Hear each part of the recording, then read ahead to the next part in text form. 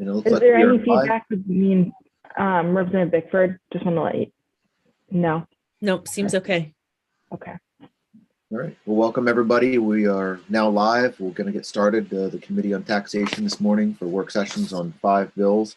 We'll begin with introductions and we'll start with Representative Bickford. Good morning. I'm Representative Bruce Bickford. I represent the town of Auburn in District 63. Excellent. And Representative Carmichael, I see you're with us. Good morning. Thank you, Mr. Chair.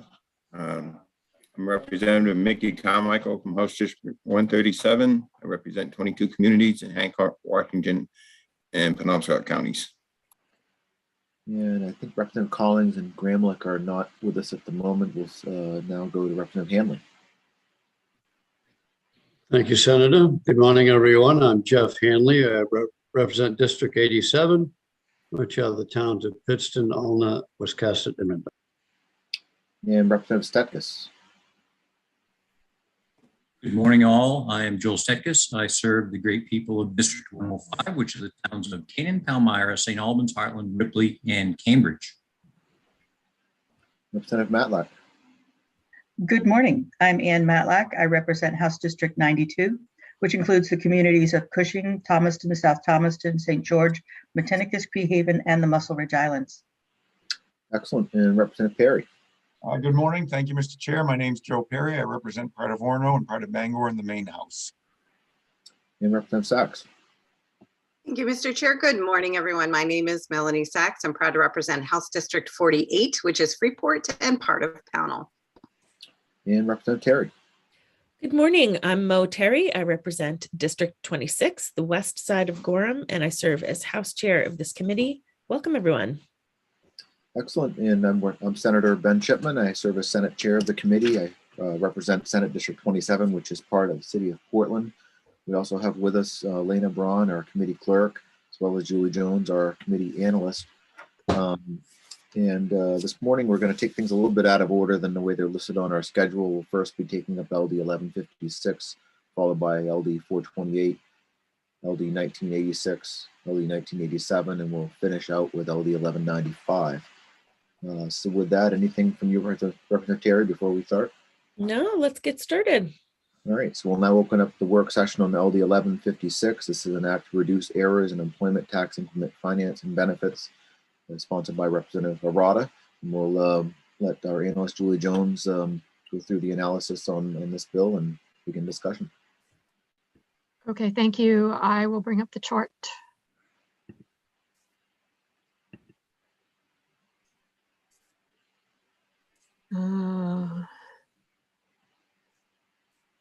Okay. Can you see the chart okay? Yeah, we're looking at 428. Right.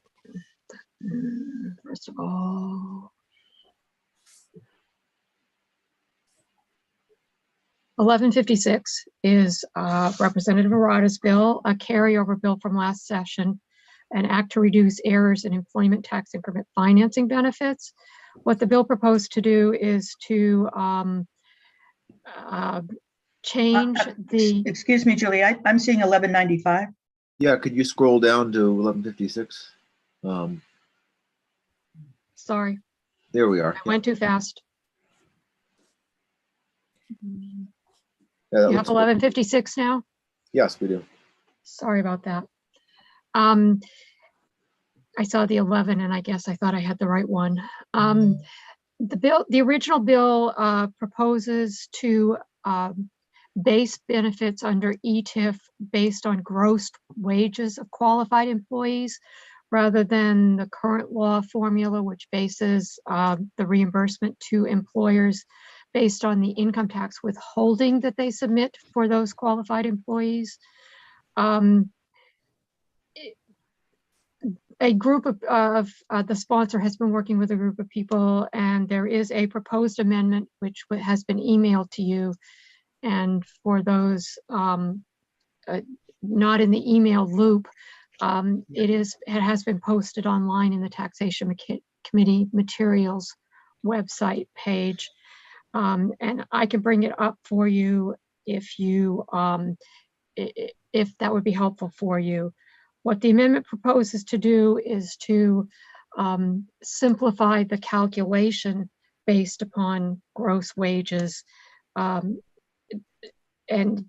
they were able to work out with Maine Revenue Services a percentage of gross wages, which would be essentially be equivalent to what happens now with, in terms of at least cost to the state, with the current calculation for withholding.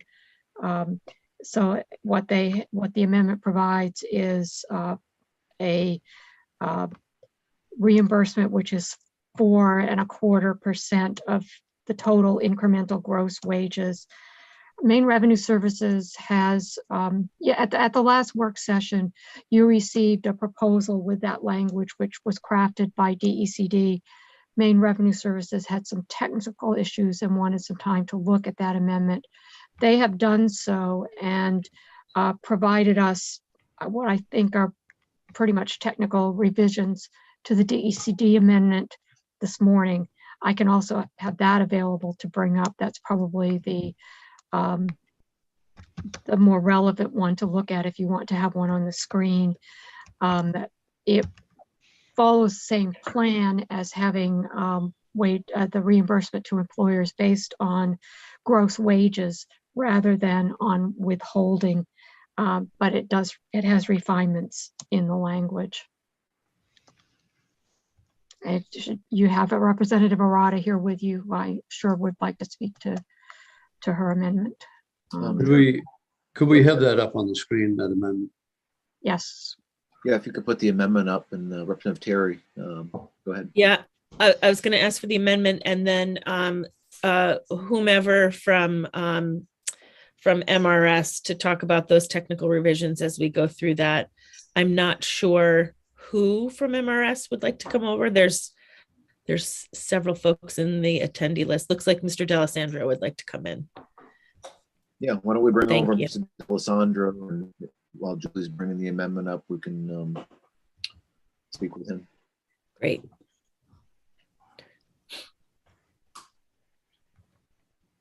Welcome, Mr. D'Alessandro. Hello, Senator Chipman, Representative Terry, members of the Taxation Committee. My name is Daniel D'Alessandro, and I'm Associate Tax Policy Counsel at Maine Revenue Services. So this amendment is, or the changes to the amendment are relatively straightforward. We wanted a definition of gross wages that we'd be able to clearly understand and tie to tax data that we already have. And so in section 4, this adds a definition of gross wages. And this would be line 1 of form W2. So this is tax data that we'll be able to verify. And it's consistent with the definition of gross wages used by DECD in their current reporting for ETIF, but it's a little bit more precise here. And then using this definition, we were able to bring in tax data and redo the calculation for the benefit percentage, for that percentage up in section 1. And so using that tax data, it should be 4.5 instead of 4.25. And then finally, this drops the authorization for DECD and Maine Revenue Services to submit legislation. That's unnecessary. If we need to make any adjustments, we would just do that in a department bill. I should have mentioned before I brought this up as well that on this amendment, the changes that are highlighted in yellow come from the original DECD amendment that you looked at last time. The green provisions are Maine Revenue Services technical changes. Okay. Committee discussion. Representative Bickford. Thank you, Mr. Chair. Is Representative Arata here to say if she agrees with the amendment? She was here. It looks like she's here. Yes, Representative Arata, are you in agreement with the language that's being presented? Thank you. Yes, I am, and I'm very happy with the work that's been done on this bill. Okay. I'm going to make a motion not to pass as amended with fiscal note if needed. I don't believe one's needed, but I'll second that motion. Motion not to pass by Representative Bickford, seconded by Representative Hanley, about to pass as amended with a fiscal note if needed. Committee discussion. Representative Sack. Thank you, Mr. Chair. I was in EUT when this bill was, the second work session was held on the bill. And Julie, you had mentioned at the time that there was some issue. Number one was that total gross wages was not a defined term, which sounds like that was changed in this amendment, latest amendment from this morning, but also that there was some issue with this not coming any longer from the withholding fund. Has that been that issue, either Representative Arado or Julie, has that been changed at all with this new amendment, or is that still an issue? It has not been changed. Mr. D'Alessandro, I think believes that my concerns were unnecessary, but he should respond to that question probably better than I. So I don't. Thank you. I don't think that would prevent this benefit from functioning. There is how the legislature wants to set up the benefit and how they want to think about it. There are still withholding terms within the ETIF, and that would be based on the wages, but that wouldn't keep the benefit from functioning. That's more of how you want to conceptualize the program. And if there were any kinds of misuse in that, it wouldn't hurt the program, but it would be something that we could clean up in an administrative bill if necessary. Okay. So all the technical concerns that were mentioned have all been addressed or aren't a problem, as far as we know? From our view, yes. Okay. Any discussion? Seeing none, we've got a motion on the table of ought to pass as amended. I guess we're ready to vote. All those in favor, please signify.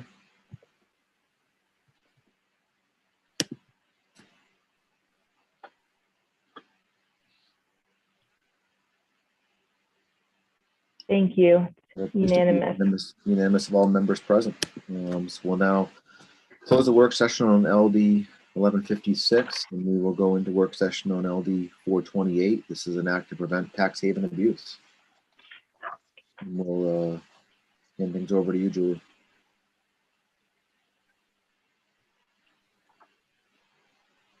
Bring up the chart. Is Representative Kepler with us? If so, we could bring her into the room for the discussion. I'm not sure if she's with us or not. Can we also bring in Ms. Trundy as well? Yeah, if Ms. Trundy's with us, let's bring her in as well.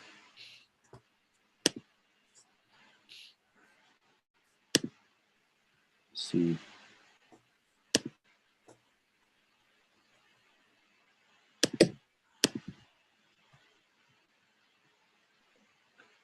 Okay, LD 428 is an act to prevent tax haven abuse. Again, another bill carried over from the previous session. This bill, the original bill, contained a list of what would be identified as tax havens and provide for income of multinational corporations who have income in those areas to be considered as part of the apportionment formula in terms of determining how much of their income should be subject to income tax in the state of Maine. So this is a bill that refers only to corporations that have portions of their operations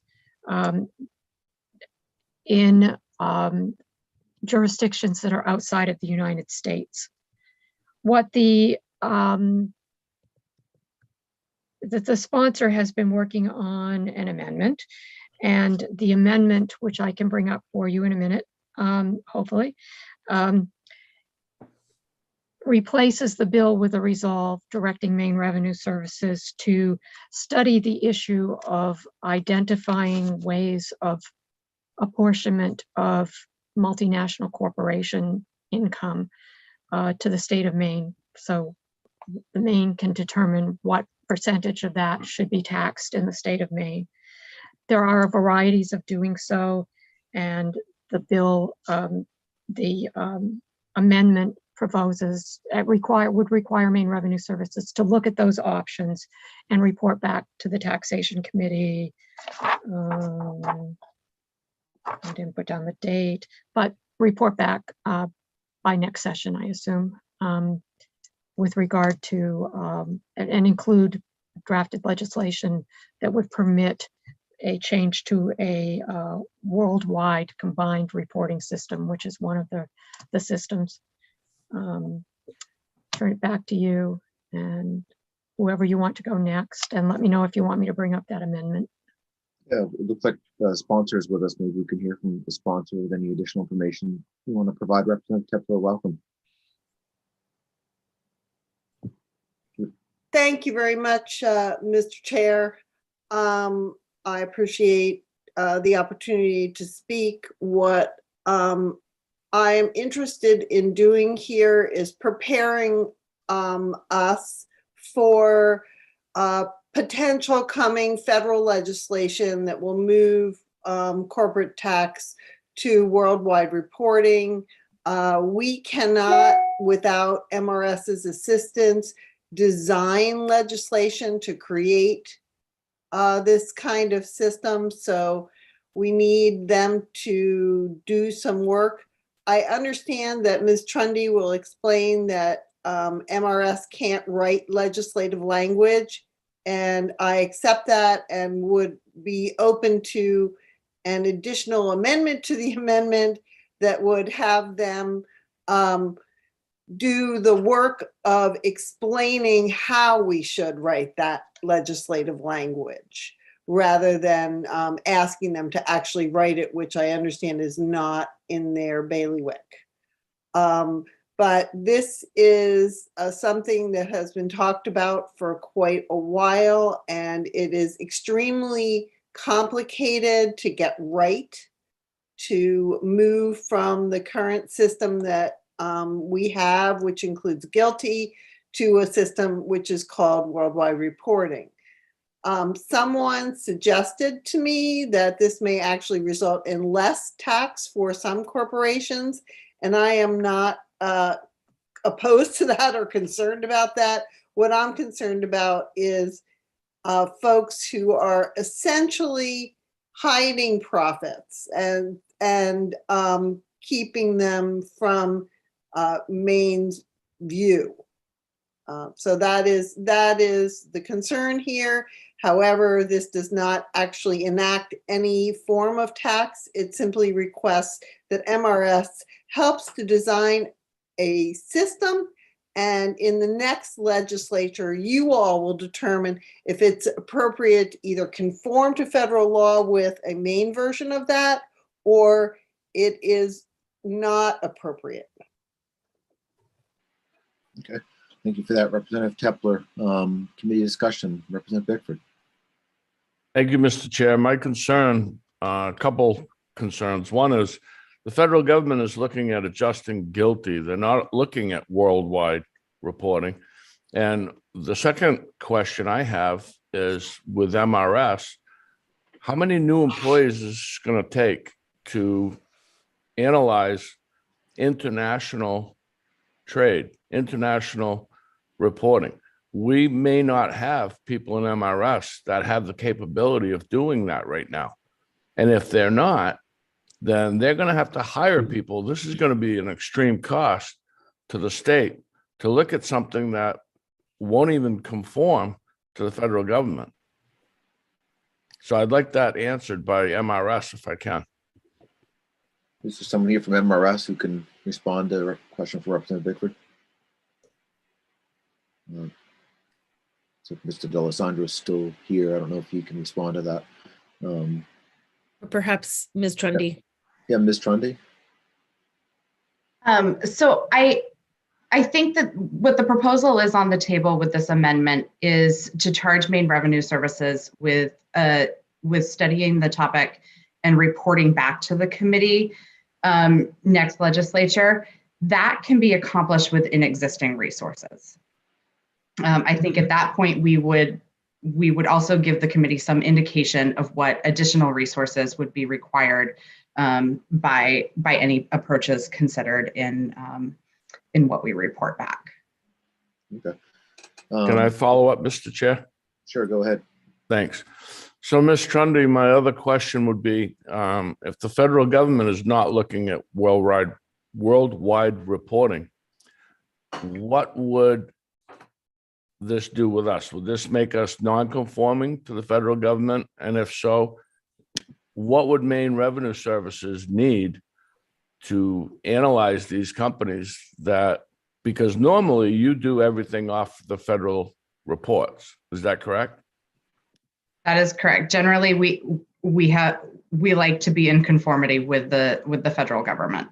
Correct. So if you're not going to be conforming, that's going to entail you're going to have more resources to do this job if you come back with a proposal for taxation committee.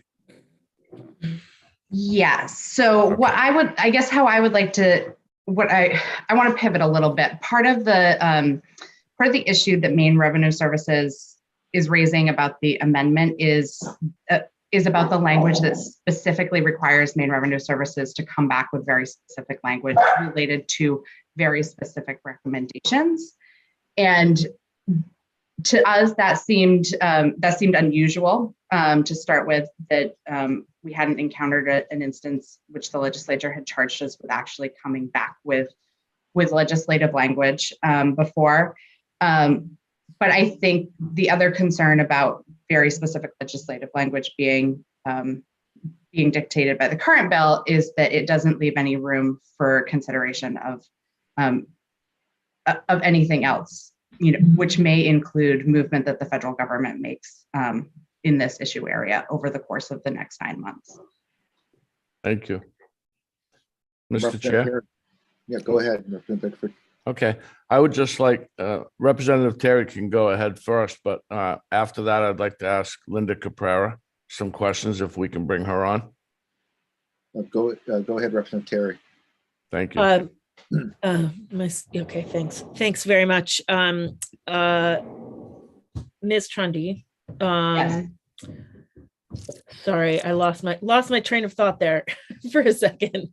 No, actually, this is mostly for Representative Bickford. So the feds are actually looking into this, but also there are other Senate bills that are looking into us. One by our own Senator King, that are more interested in this worldwide reporting business. He calls it book profits. So what the companies have on the books versus dollars that they move all over the place. So there is some movement other than the administration making some moves. So I'm mostly interested in that kind of thing right there. Are we leaving dollars on the table? We may not be. We just don't know. And none of us are tax attorneys, whereas MRS has the knowledge and can understand what it is we have, what it is we can possibly have, that kind of thing, or what we should have, not it's not a gimme thing. It's more of a understanding what's out there. So I'm still very interested in having that conversation. And I know we've tried to do that a couple of times. And one of the reasons that I think we're at this point is that MRS is they've got a ton of stuff to do while we're in session. It's tax season always when we're in session. So this gives them the time to actually do that work and report back to us if it's worth doing. If it's not worth doing, then we're done with this question that arises every time. Every time I've been in office so far, it comes up every time. This would be a really great way for us to know if this is worth pursuing, if it's not worth pursuing. And since they do have the resources, I'm very interested in knowing what it is that we're possibly missing out on. Representative Bickford, you had your hand up next. Thank you, Mr. Chair. I would much rather wait and see what the federal government does and then work on conformity from there. Studying something that is basically non-existent right now is not something it's non-existent. We do not have worldwide reporting with the federal government. There are several other states that do have worldwide reporting. So we wouldn't be outlining here. We Yes, would be, yeah. and they're much bigger states, and they have much more. They have much more effectiveness to. Yeah. They have many more employees and many more tax accountants and attorneys that can deal with this than we do. So I would just offer that. Thank you. Representative Steckes, we haven't heard from you yet. Go ahead. Thank you, Mr. Chair. So many of these bills we're dealing with, I wasn't on the committee for the public hearing. So as I've been reading through the different testimonies, there's a big red flag major concern for me on this one. And it was testimony provided by the Council on State Taxation, and just quickly looking at, basically who they are. They look like an organization that actually do create jobs and economic growth, in different states around the country. And reading through their testimony, this one part really stands out. And part of it, I think Representative Bickford was just talking about is, and I'll just read it. Neither state legislatures nor state revenue departments are equipped to make determinations the U.S. federal government has declined to exercise. The tax haven provision will clearly deter international businesses from operating in Maine, undermining the state's ability to attract jobs and capital investment that would improve the state's overall economic economy.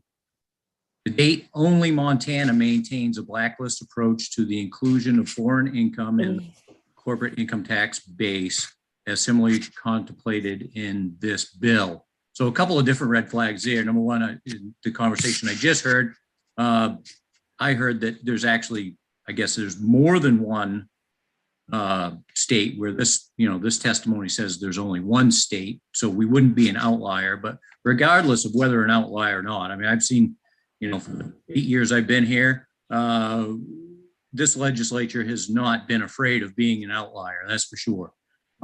So I don't know if that's really a big concern. The big concern is, especially for rural Maine, where so many of our, factories and mills and those sorts of things have gone, which of course has, resulted in, a fairly mass exodus of people from the area, and really, really hurting our economy. Bills like this that are going to dissuade businesses from coming to Maine, and they have 49 other choices within the United States. So we need to compete. And I do know, after being on the DCD committee and labor committee for 6 years, we spend millions and millions and millions of dollars, taxpayer dollars, to attract these businesses from outside of the country here. So, this looks like we're shooting ourselves in the foot. So it's not something, unless somebody's got to get some sort of rebuttal on this, where what I'm reading is not necessarily true. This isn't something that even studying it makes sense to me. Thank you. Representative Steckes, I was going to just mention that this amendment that's being presented is not what the public hearing was about. It's really about information at this point. So I hear you're not interested in that. That's fine. But like a lot of what you talked about from the public hearing, I mean, that's not really what we're considering at this point. It's the amendment, which is just to get information that they can do in existing resources. But Representative Terry, and then we have Representative Tepler has some additional information to provide. Go ahead. Yeah, I just wanted to echo what you just said, Senator, that the initial bill has been amended, and the amendment is the only thing that we're working on. There is no tax haven part of it really anymore. It's just that worldwide reporting part, which is what the other 11 states that I was talking about do report on. So sorry about that. It's tough walking into a situation. I've done it before. Yeah. Go ahead, Representative Tepler. I think you're on mute, Representative Tepler. Go ahead. Thank you, Mr. Chair. Sorry, you're on mute is sort of a catchphrase at this point. I simply wanted to point out to Representative Steckes that, in fact, I heard what cost said, and we amended the bill to meet some of their concerns. There is simply an ask here to understand what is involved in worldwide reporting, perhaps why some states have adopted it, and why our own Senator King is advocating to have this enacted at the federal level. I think that we'd be remiss if we waited until Senator King's bill passed. It would take another full year for us to be ready to conform with federal legislation. And that seems like a foolish idea when we can, in fact, right now move forward to understand whether this is something that is possibly beneficial to our state or not. Okay. Great, thank you for that. Additional committee discussion. Go ahead, Representative Sachs. At this point, I'd like to make a motion not to pass as amended. Second.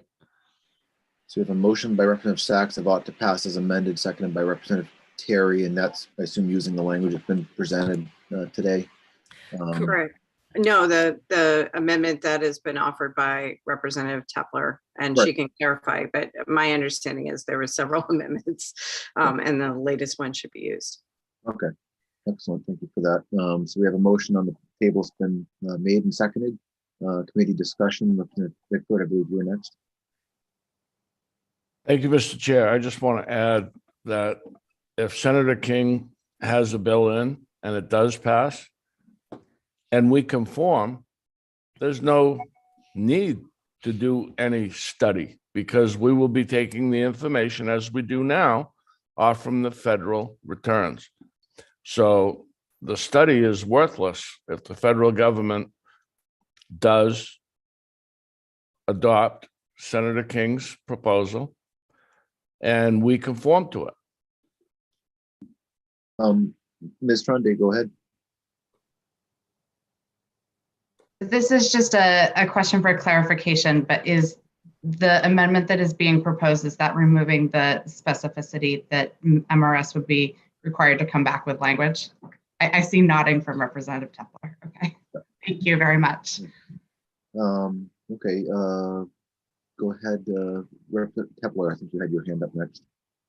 Thank you very much, Mr. Chair. I want to be certain that the amendment that you're voting on is conforms with Ms. Trundy's concerns, and that you ask Ms. Jones to work on language that, so when it comes back for language review to you all, that it has those changes that MRS has asked for. Okay. Yeah, I think that's what we want to do. Yeah. So you're all clear on that, Julie? Yeah, she nodded her head. You nodded her head. Okay, great. Representative Collins and then Representative Hanley. Oh, yes. Thank you, Senator Chipman. I just wanted to respond to my my friend Representative Bickford about Senator King's actions. I don't really follow everything he does. I'm glad he's proposing such a concept, but I just would remind the committee that sometimes we can wait an awful long time for something to happen in Washington. So I don't always hold my breath. So if there's something positive we can do, I'd rather do it ourselves as a state. And if something happens federally, that's great. But sometimes we say we're going to wait on the federal government and we're waiting for a very long time. So that's my thought on that. Thank you. Thank you for that, Representative Hanley. Yes, thank you, Senator. My problem is this bill requires legislation to come back, not requires a study for information. Isn't that what I just heard, that it's going to require legislation? Yeah, No. but the that we're taking that out. So this is the amendment to the amendment is to take out that requiring legislation part. Yeah. But Thanks. also, I don't want to be in conformity with other states. That's not what we're interested in. We want to be in conformity with federal law. So I'm with Representative Bickford. Let the federal law, rather than chase the issue later, have to rechase it here and rewrite our legislation. Just wait and fall into conformity with the federal law when it does happen. Representative Henley, someone can correct me if I'm wrong. I believe we're just asking MRS to come back with information to help us in a committee bill potentially down the road that would allow us to then conform with something the federal government might do between now and then. Is that correct? I mean, we're not conforming with other states necessarily. It's not my understanding, but yeah. Well, I mean, again, it's an unnecessary act. We can just simply wait and follow the federal guidelines when they come up. Thank you. That's my opinion. Okay. Representative Collins, you have additional discussion? No. Okay. Any further committee discussion? So we've got a motion on the table of opt to pass as amended. It's been seconded. Seeing no further discussion, I guess we will now vote. All those in favor of that motion, please signify.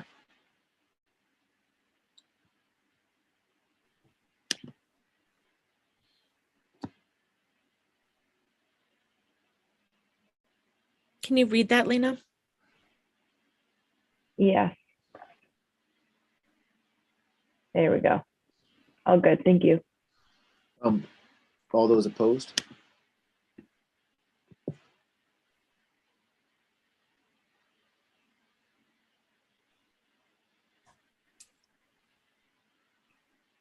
Thank you. 5 in favor, 5 opposed. So what's the report of those opposed? Just ought not to pass? Or not to pass. Ought not to pass. Okay. Great. And just some other members that will have additional time to get their votes in. So we'll now close the work session on LD 428. And we will go into work session on LD 1986. This is an act to exempt permanently disabled veterans from payment of property tax.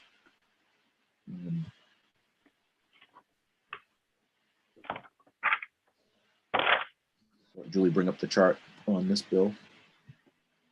Yep, bringing up chart.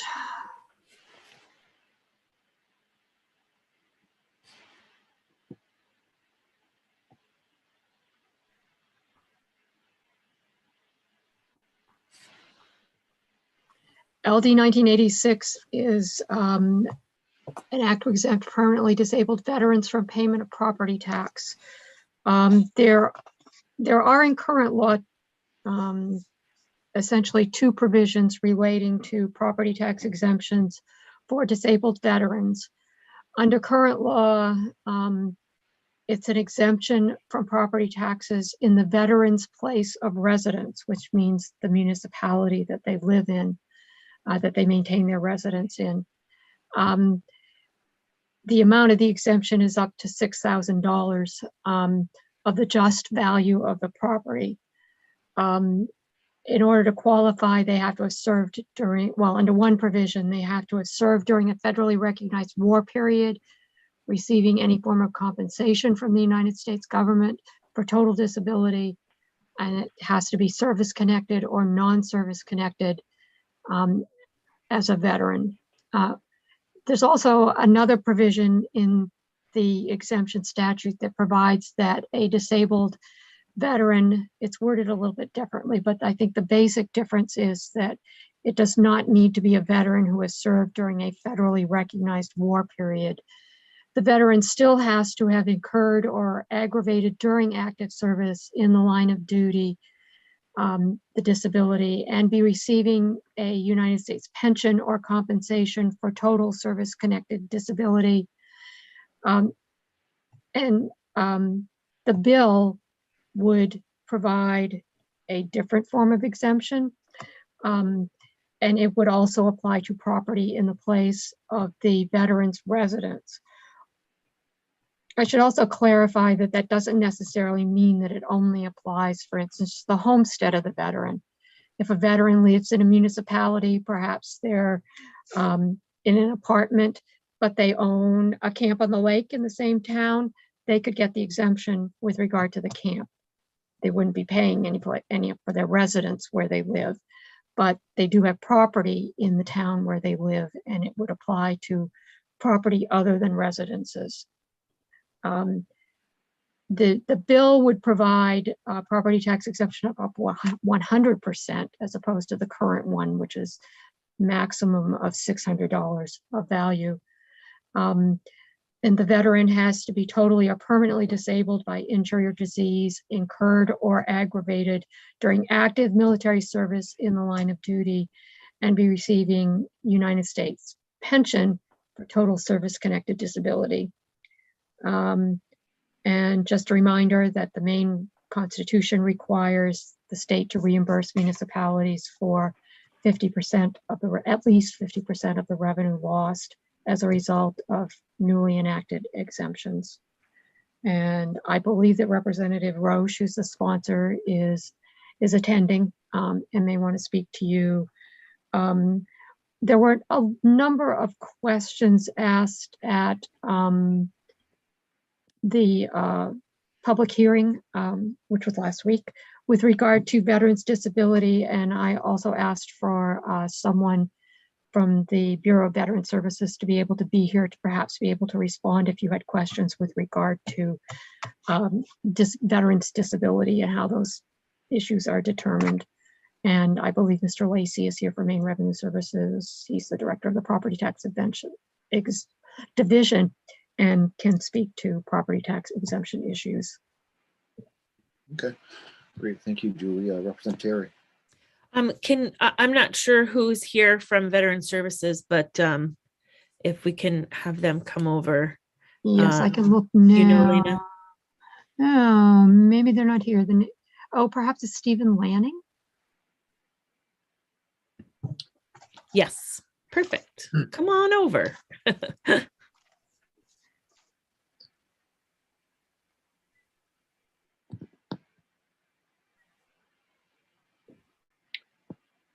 Welcome, Mr. Lanning.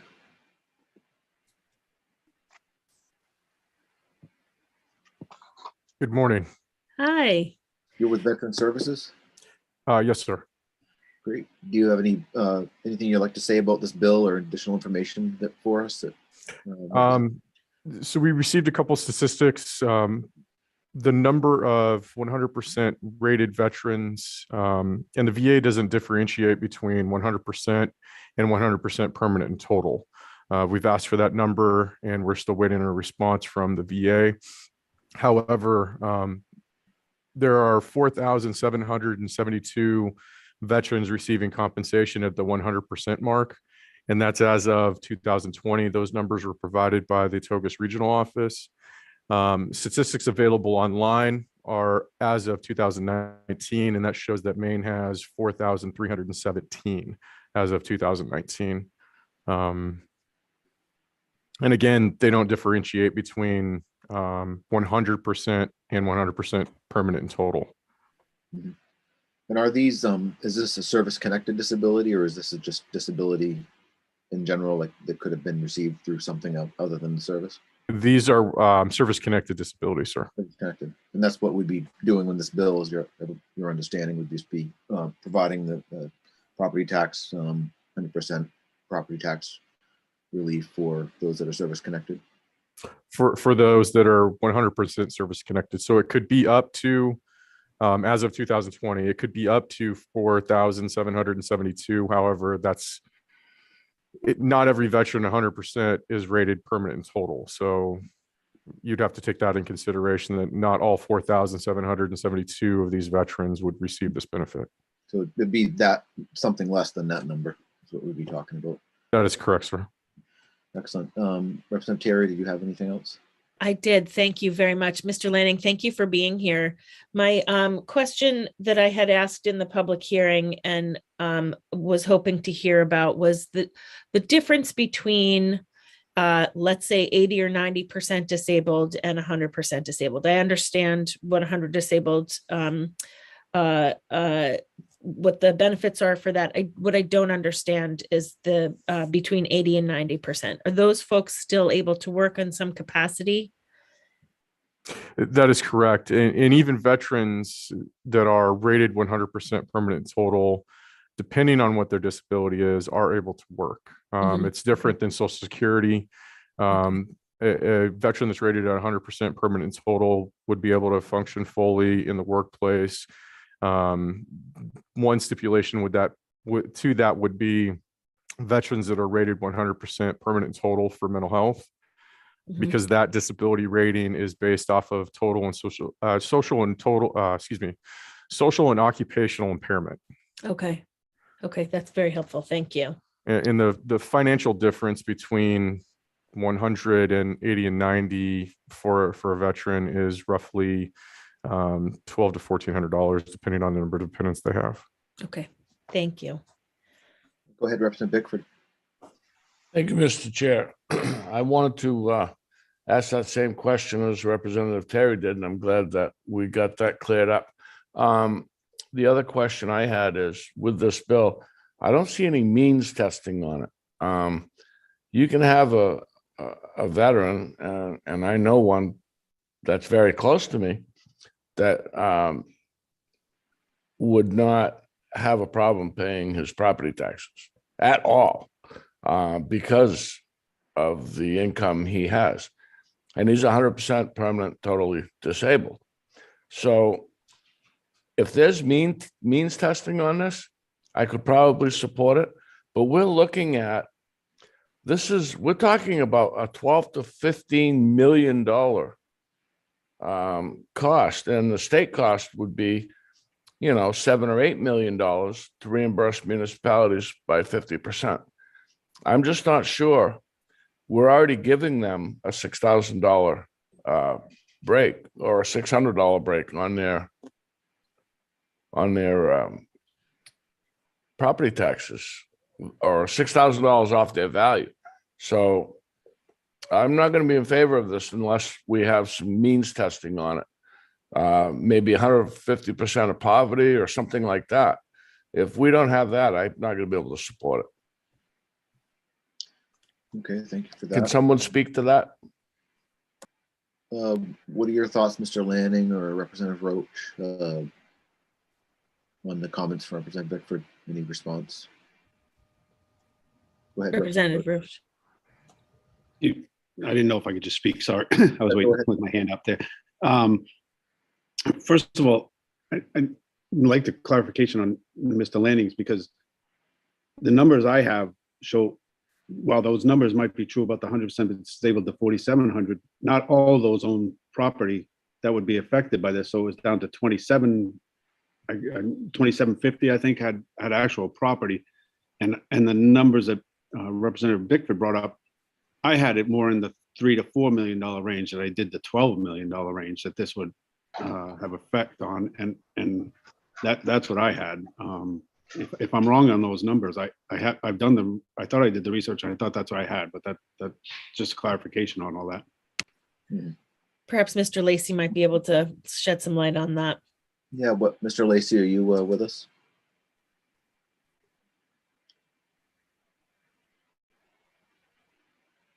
Yes. Senator Chipman, Representative Terry, members of the Taxation Committee. My name is Peter Lacy. I'm the Director of the Property Tax Division at Maine Revenue. We have not done a fiscal note or analysis of this bill, so I couldn't speak to what the actual numbers are. I can tell you what the kind of existing veterans exemption numbers are, because I do know those, but I don't know what the actual, projected costs of this bill are at this point. I don't know that Dr. Allen's group has done an analysis on it. So, okay. Yeah, it's an interesting point you brought up, Representative Bickford. I don't know how we would means test it. The only thing I can think of is to maybe connect it somehow to the property tax fairness credit and allow folks that are in this category of permanently disabled get a much higher amount of money back through that, because that's a mean tested program that we currently run for property tax relief in the state. Do you think something like that would work, Representative Bickford? Well, one of my things that I just looked at with what we just heard, 2,500, that may get the homestead $6,000 credit. That's $1,200 in relief on their tax return, or maybe it's 120. I didn't do the math very well. But that's far different than giving them a tax break of minimum $2,000, because on a $100,000 property, which is marginal, That's $2,000 in property taxes. So you're looking at an extreme difference between $120 and $2,000. Even at 2,500 people, that's still going to be a $2.5 to $3 million hit on the state, and a $2.5 to $3 million hit on the municipalities if we don't have means testing. And if means testing, we could just say, you know, based on your state return, if you make less than 150% of poverty rate in the state, then maybe we can let them qualify. Otherwise than that, it's going to be hard for me to justify this kind of spending on, you know, not all 100% disabled veterans are necessarily out of work or in wheelchairs, for example, or missing arms or legs. You know, I understand that's a critical issue there. But when it comes to the general population of 100% disabled veterans, I'm not sure that I can support without having a means test. So do you think that we could somehow connect this to the property tax fairness credit? Because that is a means tested program, and sort of ramping up the amount of money that they can get back through that. I definitely think that if we did it that way, we would have a better opportunity, because we got to think about getting this through not only both chambers, but we've got to get this through the Appropriations Committee, and they have to have the money to put on this. So, I mean, we can easily say, okay, we wanted to do this and I'll vote for it, and even say we want 100%, you know, state reimbursement, like we discussed at the public hearing, and I'll vote for that. And then it goes to the appropriations table and it dies, right? So, I mean, if we do something that's more reasonable, that's means tested, so that people that really need the relief are getting the relief. I like the idea of connecting the property tax fairness credit, because that also brings in renters. They get something back. And so if they're a very low income renter who's permanently disabled, they're going to get more of a refund too. But they could potentially bring the price tag down quite a bit to a point where we could get it funded and actually do something. So I kind of like maybe where you're going with this, but yeah. And I'm really interested in what others have to say too, because you know, that's my opinion, but it might not be the right opinion. So thank you, Mr. Chair. Representative Terry, followed by Representative Perry. I'm actually just going to throw a comment out there and agree with you all about, you know, once we've done with this, punting it to appropriations to make sure that it's you know, that it's able to be paid for. It's the policy that we're working on here. We want to make sure that what we're doing is good policy, and how it gets paid for is something that's the next step. But we want to make sure that we craft this so that the policy is there and that the policy works for people. I do have one more question for Mr. Lanning. If you're still with us, Mr. Lanning, about the population that we're trying to help here. Generally speaking, and I know this is a very general question, of this population, is there, you know, I guess the question is really, is there a need? You know, these folks are, as Representative Bickford said, some who may be permanently disabled may still be able to have their own business or whatever, you know, whatever it takes. What is the need that we're looking at here with this group of folks? So the demographic of veterans that are rated 100% permanent total can include veterans that are receiving individual unemployability through the VA, which means they're rated less than 100%. However, their disability prevents them from working. And again, the numbers that the VA provides does not differentiate between those individuals that are compensated at 100% permanent total and the number of veterans that are 100% permanent total. So I'm assuming that when a veteran has an issue with paying for something, they're asking the VA for assistance in some way, shape, or form.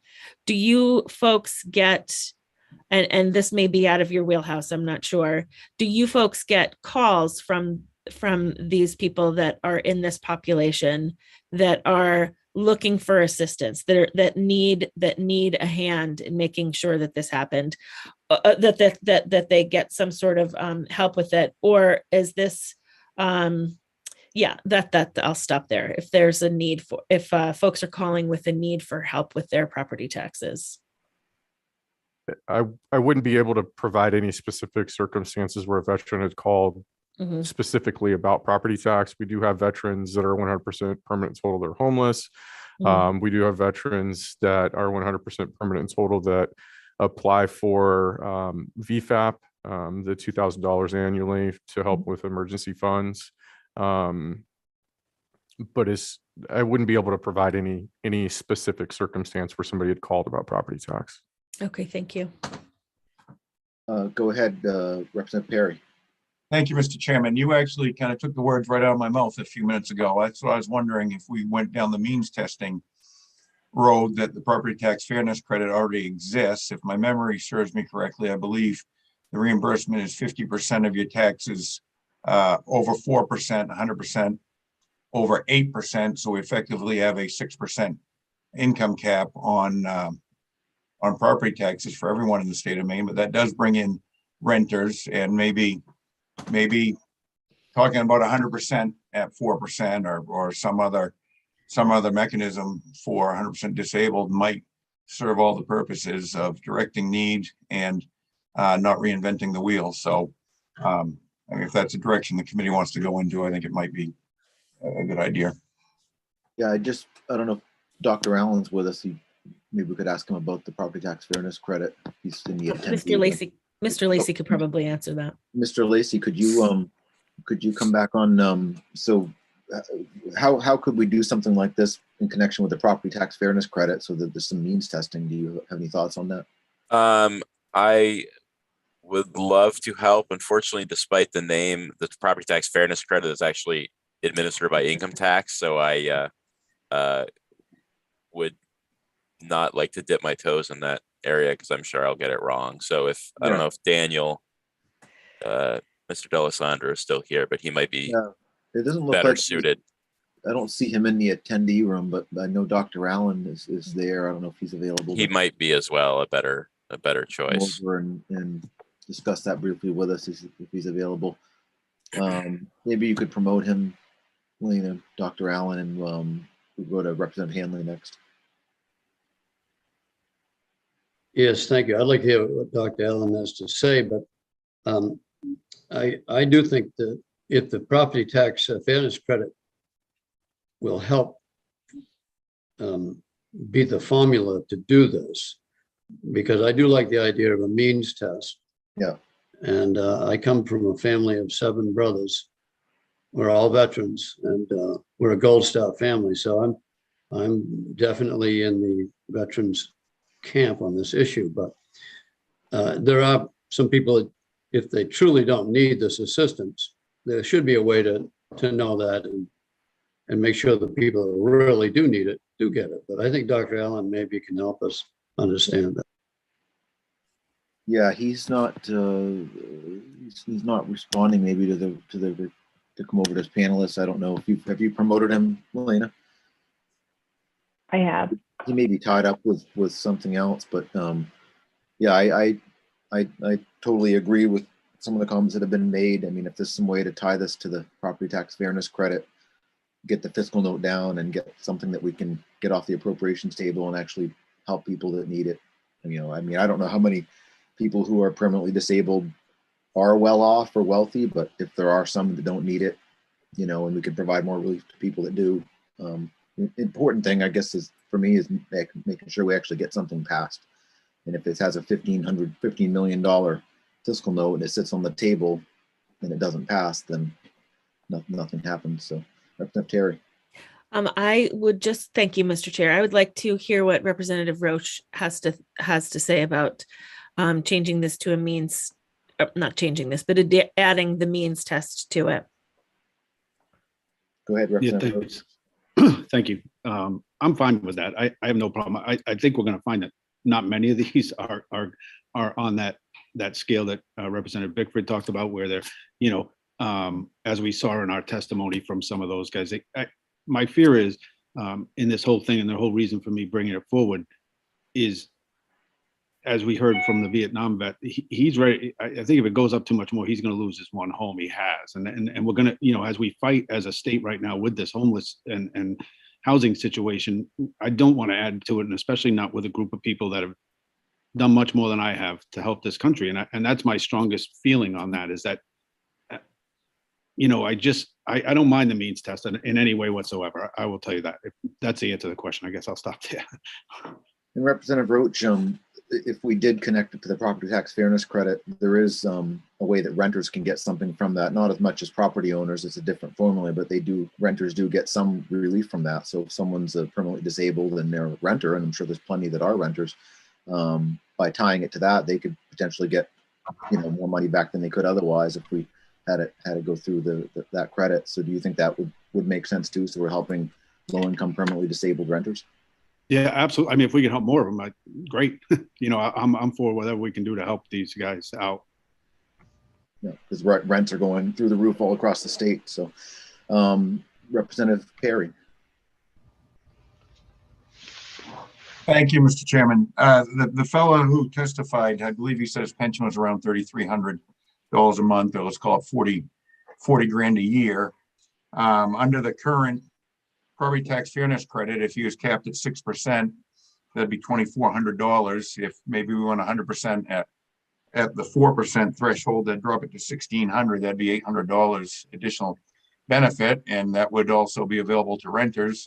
That seems fairly meaningful and maybe realistic. It is getting funded, so you know, we can throw everything at it and have a you know, a bigger price tag than is likely to occur. So I don't know. I think it might be worth considering going this way. Okay, Representative Terry. Thank you, Mr. Chair. So Dr. Allen looks like he is not able to join us, and that's totally okay. Oh no, looks like he's coming in. Never mind. Here he comes.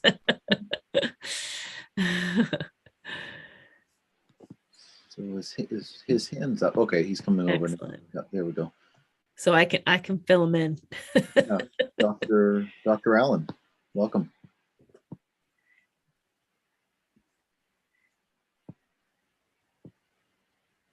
Hello, Dr. Allen.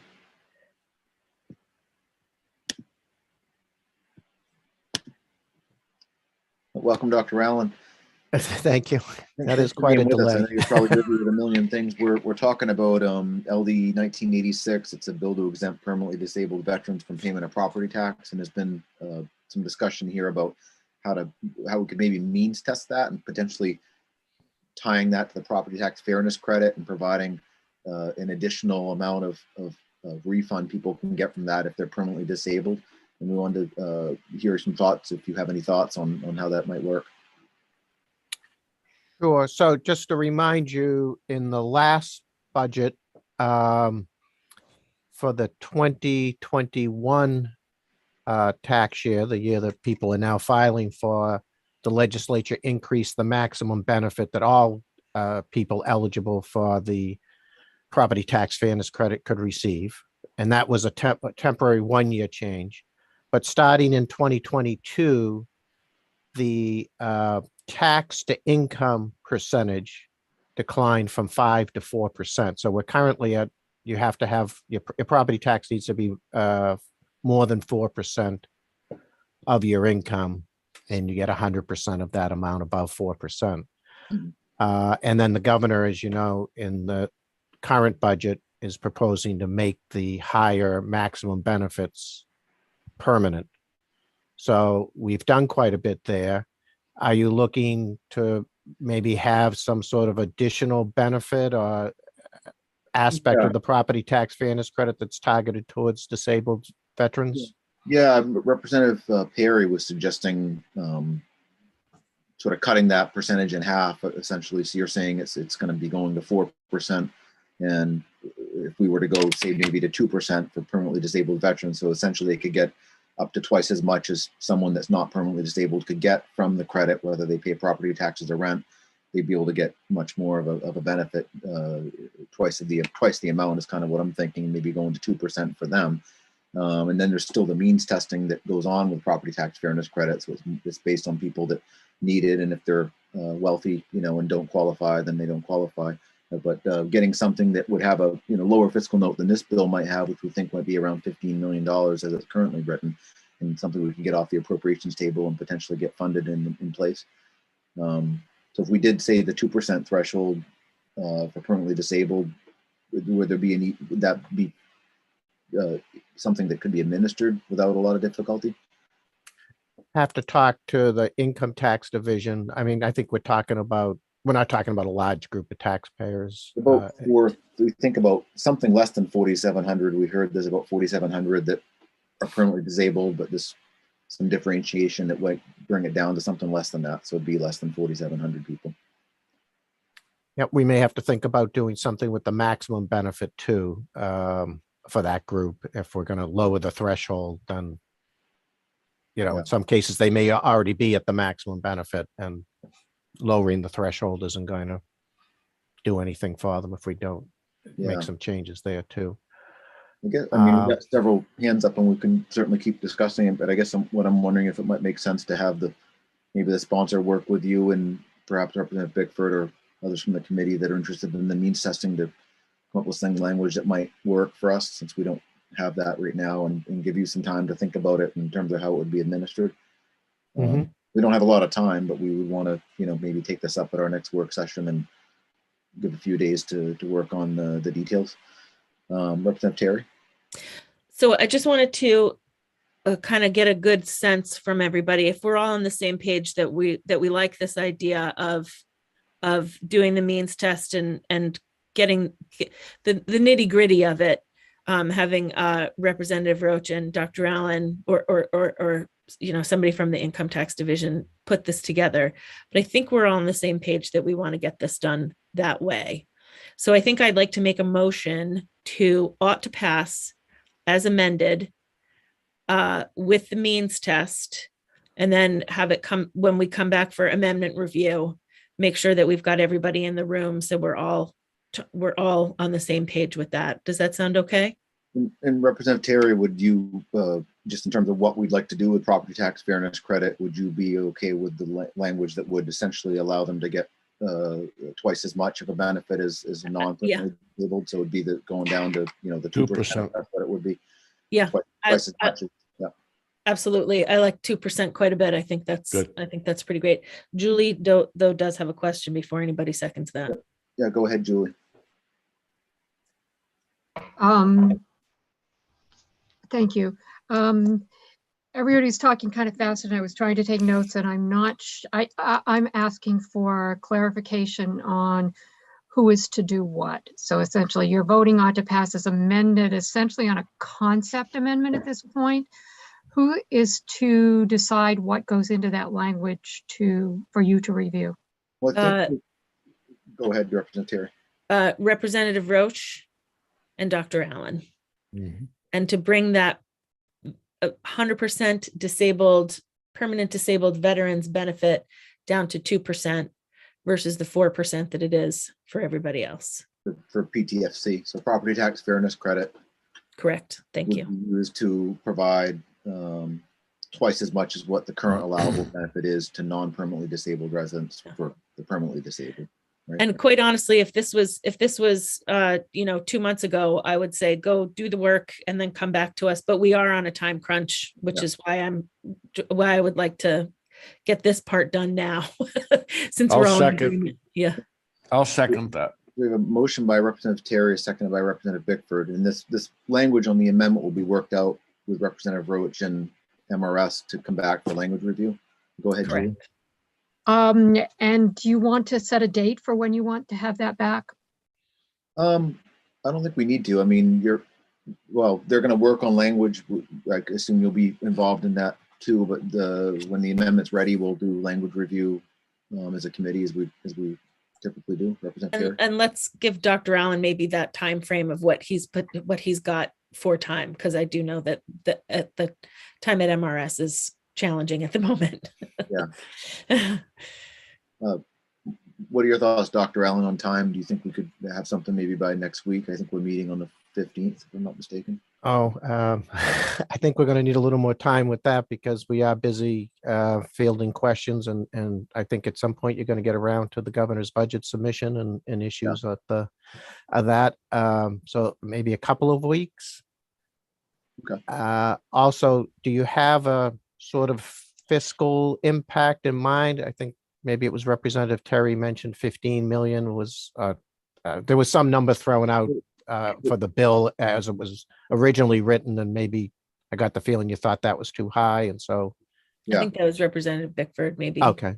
Yeah, he thought it was going to be 15 million the way it's written, and we thought by means testing it would get it down to something lower, but I don't know if we Well, have any idea in terms of what that amount would be, but the total amount I thought was 15 million, but the state share I thought would be 7 or 8 million.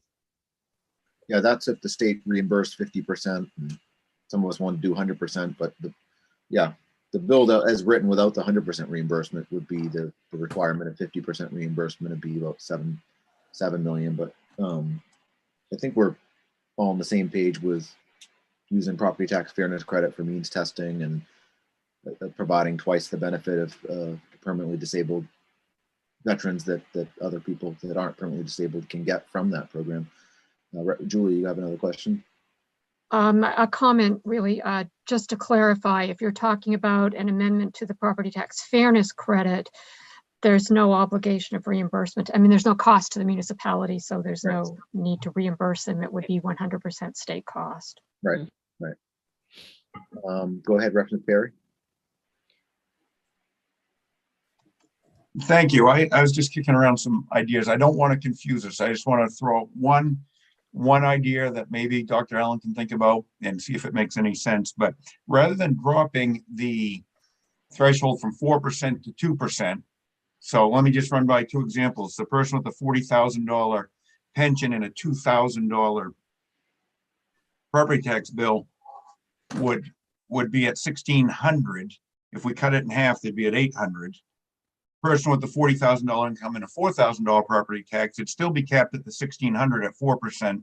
Their benefit, that'd bring them down to $2,400. If we doubled it, it'd bring them down to $1,200. But for the people with the highest burden, if we did a 50% match of the benefit, leaving it at 4%, that would drop the $4,000 bill down to $400. It might be some interesting dynamics there to actually do like a 50% enhancement versus dropping the threshold to 2%. I just throw that out to think about. Maybe it makes sense, maybe it doesn't. Okay. Representative Collins. Yes, thank you, Senator Chipman. My position on here is that I'm more than willing to support this bill, whether there's means testing or not. I mean, I think sometimes we've given loan forgiveness and these PPP loans to anyone, regardless of how much their income was. And the federal government does some things to help veterans. In my opinion, it falls way short. And I think the state of Maine does the minimum to help veterans, to supplement what the federal government does. So whether it's 3 million or 5 million or 15 million, we surely can afford it. And I think it's the least that we can do. So whatever we do, I think that everyone deserves something. And I also question how many people really are just really doing so well that we're talking about. And so, I think everyone should get some consideration, but if some people are really hurting more than others, then I would be happy to provide more relief for them. But I really think for everything these veterans do, I'm happy even without a means test to give something back towards that end. So that's sort of my opinion on it, and I think we should do the maximum amount we can. So thank you. Thank you, Representative Collins. Representative Sachs. Hi, this question is for Representative Roach. I don't see your written testimony in here, Representative, and I had thought that your initial fiscal note was around $3 to $4 million is what you had said based on that. And I don't see any basis. I don't know where that came from or where Representative Bickford's numbers came from. I do think tying it to the property tax fairness credit because of the 100% reimbursement that's already there and having some mean testing is an elegant way to do this. Although I'm wondering if Representative Perry, not to make more work, but I'd be interested in having those ideas more vetted and working with Representative Roach and Dr. Allen if you're amenable to that. However this mechanism goes for maximum benefit for these folks, I'm interested in. And if that is an easier way to do it, what Representative Perry, which I'm not familiar with that particular option that he talked about, I'm happy to consider that. Again, I think the intent, as Representative Terry said, is good, but and that we should pass something with amendment in language review, however that happens. Yeah, thank you for that. Yeah, and I guess I'd also add that, you know, whether it's 7 million or 15 million or 3 million, I mean, this is something that once we put it in place, we're not going to want to just have it for 1 year. We're going to want to continue that and not take it away after a year. So it's something the state's going to have to continue to provide year after year. And so that's where the fiscal note is something that needs to be, you know, considered. I like property tax fairness credit, not just because of the means testing, but because it also provides something to renters, people that are disabled and renting, and there's plenty of them, and they wouldn't have gotten any benefit the way the bill was currently written. It was just for property owners. So with that, any further discussion or comments from members of the committee? Seeing none, we've got a motion on the table of ought to pass as amended. Representative Terry? Oh, no, I was voting. All right. quickly voting. All those in favor, please signify. All right.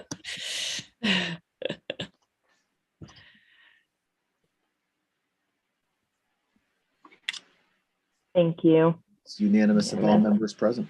Thank you for bringing this to us, Representative Roche. This is a great bill. We're really excited. Thank you. Excellent. Thank you all. Thanks. Much. So we'll now close the work session on LD 1986, and we will go into work session on LD 1987. This is an act to establish municipal cost component for unorganized territory services to be rendered in the fiscal year 2022 to 2023. We'll wait for Julie to bring up the chart and go through the analysis on this bill.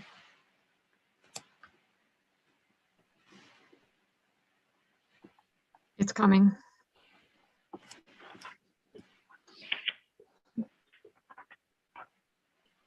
There's not a lot to say about it, I don't think, but this is, as you said, the act to establish the municipal cost components for unorganized territory services. What this bill does is perform the taxation committee, well, the bill performs the legislature's function to identify what municipal services will be funded in the unorganized territory. Some of those are provided by state agencies. Some of those are provided by the counties where the unorganized territories are located. So you received a report and heard testimony from Nancy Bodine, who is in the State Department of Audit, as with the job responsibility of fiscal administrator of the unorganized territory. She's the one who gathers all of this information from the state agencies and the counties and puts the bill together to bring to you. I thought she was going to be an attendee to this meeting, but I'm not sure I saw her name on the list. There was no other testimony on the bill at the public hearing. The bill takes effect when approved. It does need a fiscal note. It's simply some standard language that we've used in past years that simply describes that this raises money. The Bureau of Revenue Services does service the state assessor and the state collector for the unorganized territory in the same way that a municipal assessor and tax collector would. So they received reimbursement for, well, payment for the cost of their expenses in doing that. But the fiscal note simply identifies that this is revenue that's collected, because it is collected by the state, technically speaking, which will then be provided to the counties for their share of the municipal cost component, and will be provided to the agencies providing services to cover their costs in providing municipal services in the unorganized territory. Okay. Representative Bickford, you have a... Yeah, I'll make a motion ought to pass as amended. Second. A motion by Representative Bickford ought to pass as amended, seconded by Representative Terry. Committee discussion? Seeing none, all those in favor, please signify. A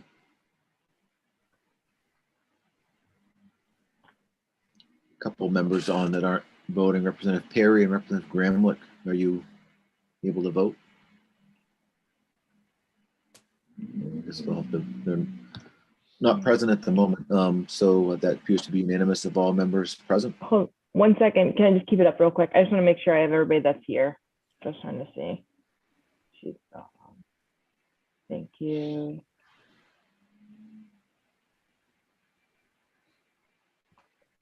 Thank you. All right. So that motion carries unanimously. So we'll now close the work session on LD 1987. And we'll go into work session on our final bill this morning, which is LD 1195, enacting increased funding to qualifying municipalities by sharing adult use marijuana sales and excise tax revenue, sponsored by Representative Roberts. Just so you know, I've just let Representative Roberts is in a hearing right now. So I just let her know that her time is up. So she should be here so shortly. Okay. So we'll let Julie bring up the chart and analysis on this, and then we'll hopefully have Representative Roberts with us. I know Ms. Trunday is also with us from the department who worked on an amendment on this bill. And I believe maybe we could bring into the room as well Mr. Gunderson from the Office of Marijuana Policy. You may want to offer some additional information as well. So if we can bring him into the room, and then we'll have Julie go through the analysis, and we'll hear from other folks. Yeah, I seem to have lost the chart. Give me just a second here, perhaps while other people are joining the room, and there it is.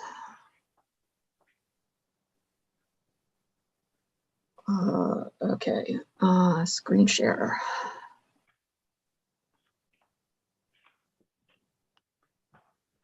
There we go.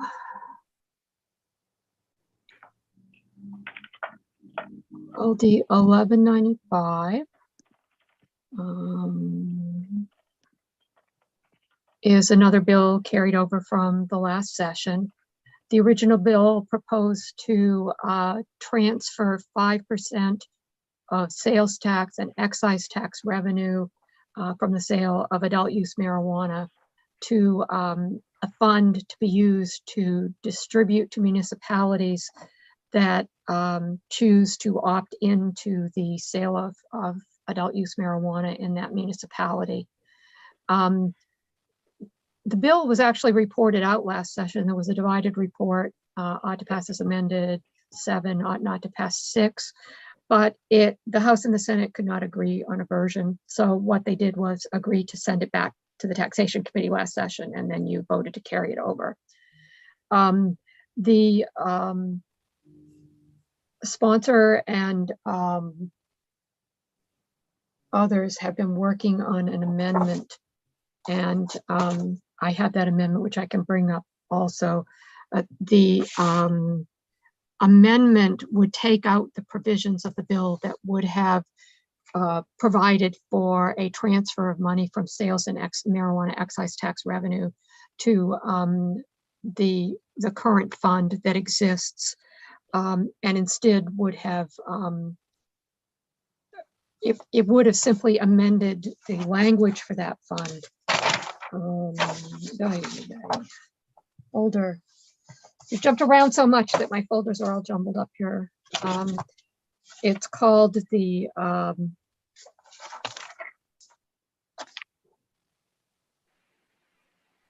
Adult Use Marijuana Public Health and Safety Fund is the current name of the fund, and it's currently available for uses for 50% for public health and safety awareness and education programs, initiatives, and activities related to the sale and use of adult use marijuana, and 50% to pay for law enforcement training programs related to marijuana criminal issues and enforcement issues. So what the proposed amendment would do is to provide that that fund could now be used for making revenue sharing distributions to municipalities that opt in, to pay for the municipalities' costs of opting in. And it will take out the current 50% distribution requirement and simply list the 3 purposes for which the money can be spent. without identifying a percentage that could be spent for each purpose. And I have that amendment I can bring up as well, if you Yeah, want. if you can put the amendment up, that would be great. For folks Okay. to see that.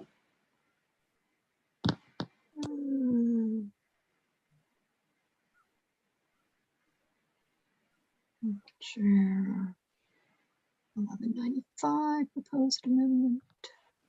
Sharing.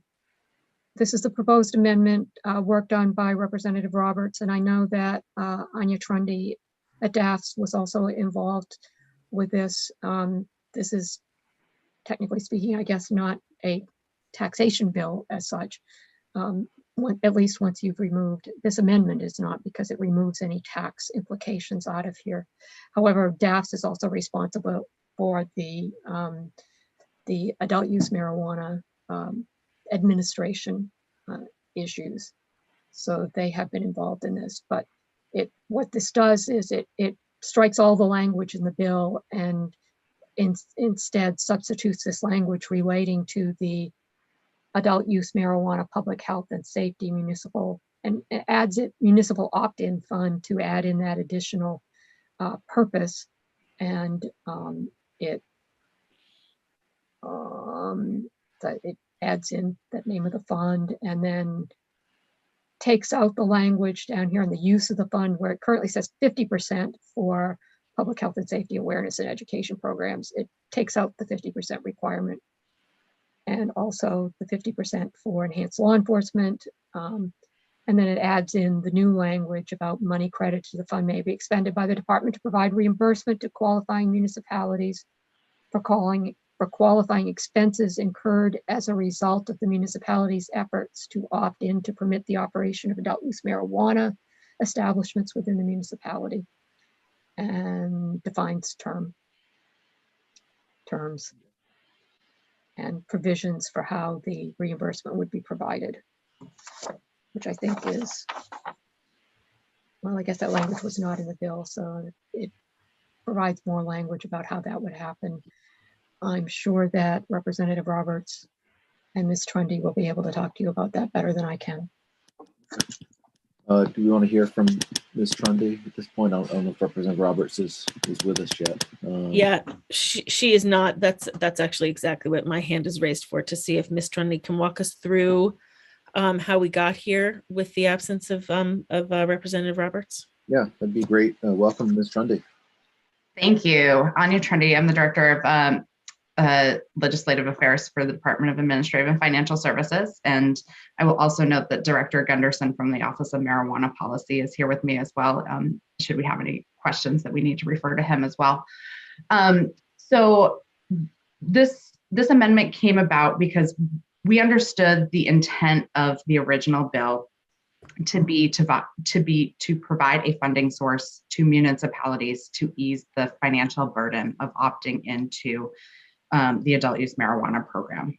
In order for marijuana establishments to operate within a municipality, the municipality has to first opt in. And we have approximately 50 municipalities that have opted in statewide currently.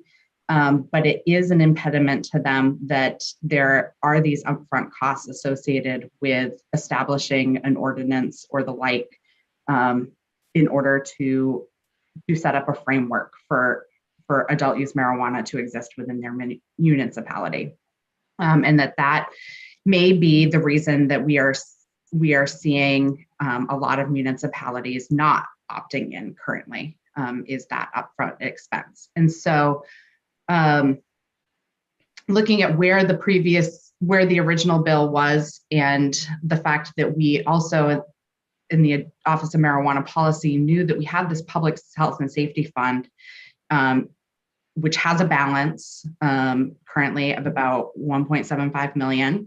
And it is always having money deposited into it because the balance is funded by marijuana tax revenues. 6% of the excise tax, 6% of the sales tax on adult use marijuana. So it has a continuous funding stream on a monthly basis. We're looking at about $150,000 going into that fund. And so we knew that we had this funding source that wasn't fully being utilized. The expenses related to public health and safety campaigns and law enforcement education, we're not going to utilize the full amount of money that will be in this fund. And so what we are proposing is a reimbursement program to municipalities that would allow them to seek reimbursement for up to $20,000 of their opt-in expenses from the state. And hopefully that is an incentive to get them to consider opting in. Okay. Excellent. Well, thank you for that presentation and reviewing the amendment for us and sort of how we got to where we are. So as you've heard, it's different than what was presented. It's no longer revenue sharing type of setup. It doesn't impact revenue sharing. And this would be, as you said, there was funds that you already have. So this would be done within existing resources essentially because the money's already there. Yes. So there's an existing balance in the fund, and the fund is always being replenished. So the way this is set up currently, with the $20,000 reimbursement proposed, it would, and based upon what current funding levels are, it would allow us to reimburse about 85 municipalities annually over a 5-year period. We could, it's conceivable that all of the municipalities that have not opted in could take advantage of the program under that funding. So, and so, yes, it is within existing resources, would not have a fiscal note. Excellent. Representative Terry. I think, so if I could chat with Mr. Gunderson, that would be great. Yeah, Mr. Gunderson, you're with us. I see, you could, welcome. Good morning. Morning. Thanks for joining us. And thank you, Ms. Trundy, for explaining that. So I just wanted to talk about this funding stream. Is this a permanent funding stream? Yep. It is. It is. Okay, gotcha. And so do you think that if we time this, put this sunset on this, it would encourage the use of all of those dollars rather quickly and kind of get everybody that wants to be on board? Or would you, I think that I don't want this to be stretched out super, super long. I mean, I think if whoever wants to take advantage of this should be doing this within the next 5 years. Do you see that stream continuing past that 5-year mark and then using it for other things eventually, or will it always be used for municipalities that need assistance in implementing all of the laws that they need to implement? Yeah, I think this account, as we've seen in the first few years of its existence, is going to continue to evolve. It's evolved essentially every year since it's been originally established. Yeah. We had a conversation internally about the sunset provision. Should it be in place? Should we leave it open-ended? But I think if I understood you correctly, we seem to align with where you're at, putting it in place, understanding that we've had conversations with municipalities, this being a barrier to them opting in. So that should remove that barrier and have that opt-in and expand that access within the first 5 years. Okay, thank you. Mm-hmm. Go ahead, Representative Bickford. Thank you, Mr. Chair. You answered part of my question, and that was revenue sharing, which is really good. I do support this bill. The only question I have is municipalities that have already opted in, are they able to benefit from this if we pass it? Are they going to be able to benefit from the money it costs them to get started? So the answer is yes and no. Okay. Yes and no. Let me explain that part. So no, in the sense that they've already gone through the process of opting in, they would not be able to go back and retroactively be reimbursed for that. We understand there is a cost associated with early adopters or early actors, and that's just kind of the way the life is. However, it is written in a way, so when a town opts in, for the adult use program, they can opt in for any number of licensed establishments within the programs. So just a quick background, we essentially have 4 different license types: cultivators, manufacturers, testing, and retail. Now, when they opt in, they can opt in for just cultivation or just cultivation and manufacturing. So the way that it's written now, if that town who's already opted in for some of those license types makes the decision that they want to opt in for the rest, in particular retail, that at that point they can be reimbursed. Okay. I hope I said that clearly. Thank you, Mr. Gunderson. Can I follow up, Mr. Chair? Yeah, go ahead, Representative Bickford. I just want to ask the committee, do we have a stomach for those that have already opted in of making this retroactive to them? Just a question for the committee. Go ahead, Representative Harry. Thank you. I would answer that in the affirmative. I mean, it's just another example of the larger communities, the service centers who spent thousands, tens of thousands, even hundreds of thousands of dollars to adopt this and got nothing. The legislature rejected a bill to share some of the sales tax revenue with the communities that are doing it, which I think is a stronger incentive than the upfront money. And we're the ones collecting the money to pay off the towns who wouldn't do it or didn't want to do it or for whatever reason. So, I mean, it is another example of paying off these areas with the money we collected by putting our money up front. I think it'd be a great idea to reimburse communities for their expenses they've already laid out. Mr. Gunderson, is there a cap on, I think there's enough for 85 towns basically per year. What happens if, 86 towns apply under the way this is written? What would happen with that last one? They're the last one to apply. They wouldn't get the funding. They have to wait till the next year. Or is that basically how it would work? Yeah, so we wanted to bring this up for the committee's consideration, the way that it's drafted now, with the cap essentially being, well, I should say a floor, so long as there's $250,000 still in the account that we can process those reimbursements. That was more or less a placeholder and can get into some sticky or poor financial situations. So if the committee was to move forward with this proposal, I think some language along the lines is so long as the department deems the accounts have sufficient funding, we can proceed with those. Understanding what we have proposed now is just one big bucket fund where we'd be paying for our public health and safety campaign, law enforcement training. Last year, there was the addition for municipal training, and now this fund to make sure that we can spend appropriately and have the flexibility to address really the legislature's intention with all of those initiatives.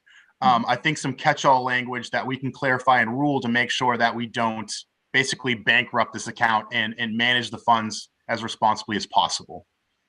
So do you think that, would you be okay with making it retroactive to help the towns that have put up money? I mean, like in Portland where I live, they're charging a $10,000 licensing fee to help recoup some of the costs. So that's cost prohibitive to some people to open up a store because they can't afford that $10,000. So that if it could be retroactive to help the city recoup some of that money, then they wouldn't charge so much of a fee and more people could open up stores potentially. So the first time hearing it, and I totally understand where Representative Perry and others are coming from with this, I think we may be in a situation where we completely eradicate the intention of having this carrot for people to move forward and opt in. If we had all of our towns that have taken that initiative to opt in and incur those costs, it could wipe the account clean. And those that we are trying to incentivize to move forward to expand access now wouldn't be able to do so. Again, I understand wanting to circle back and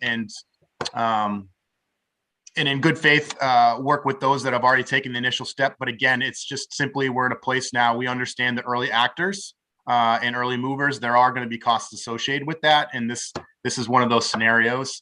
So to make sure that we're able to utilize this account and money for what it's intended, I would recommend reserving it for those that have yet to take that step because of the cost barriers. I don't know if there's other things you can do, but that's kind of my initial thought from where the conversation is now. Representative Sachs, you're next. Thank you, Mr. Chair. And that was my point. I struggle with the intent of this bill as it is, which is this is where we want to put our dollars to incentivize X economic development activity. Very delighted it's no longer revenue sharing. Thank you, Representative Roberts, for that. Really, really love you for that. But the intent of this bill is because the state feels it is an advisable use of these funds to incentivize other communities to come into this activity as an economic development tool. That is the point of this. I do worry with a bucket like this, and if we remove the floor, that there will be no, that at the discretion, that there will be no rigor or incentive to do the other two pieces of that, or three: municipal training, municipal or public safety and health education, and law enforcement training. So without the floor, I would worry about that as well. I'm a little warmer and listening to the conversation about moving this bill forward, but that is my pause of, is this the best use of our incentives for, and I realize we do this with a lot of tax credits to incentivize economic activity in a lot of different ways. So I've got some hesitation, but if the intent is to incentivize other people coming into this marketplace, then a retroactive piece is not that. Much as I respect Representative Perry a lot. Thank you, Mr. Chair. One of my biggest questions, I guess, is now the fees that the municipalities impose on the new marijuana businesses is how they recoup their money already. So when we do something like this, are we going to take and factor in what they've already collected from their license fees and give them the difference, or are we going to give them a bonus? That's a critical piece. If a municipality is recouping all their money already on license fees, why do we need to do this? Is my question. Go ahead, Director Gunderson. Yeah, and again, I don't want to get too far in the intent. I can let the sponsor of the bill speak to that, but certainly there are no license fees being collected if a municipality has not opted into the program yet. So again, it's certainly, I think you could, I would hate to speak for municipalities, but I'm going to attempt to do so. And I may butcher this, but it's really removing the financial burden or hurdles to opt into the program.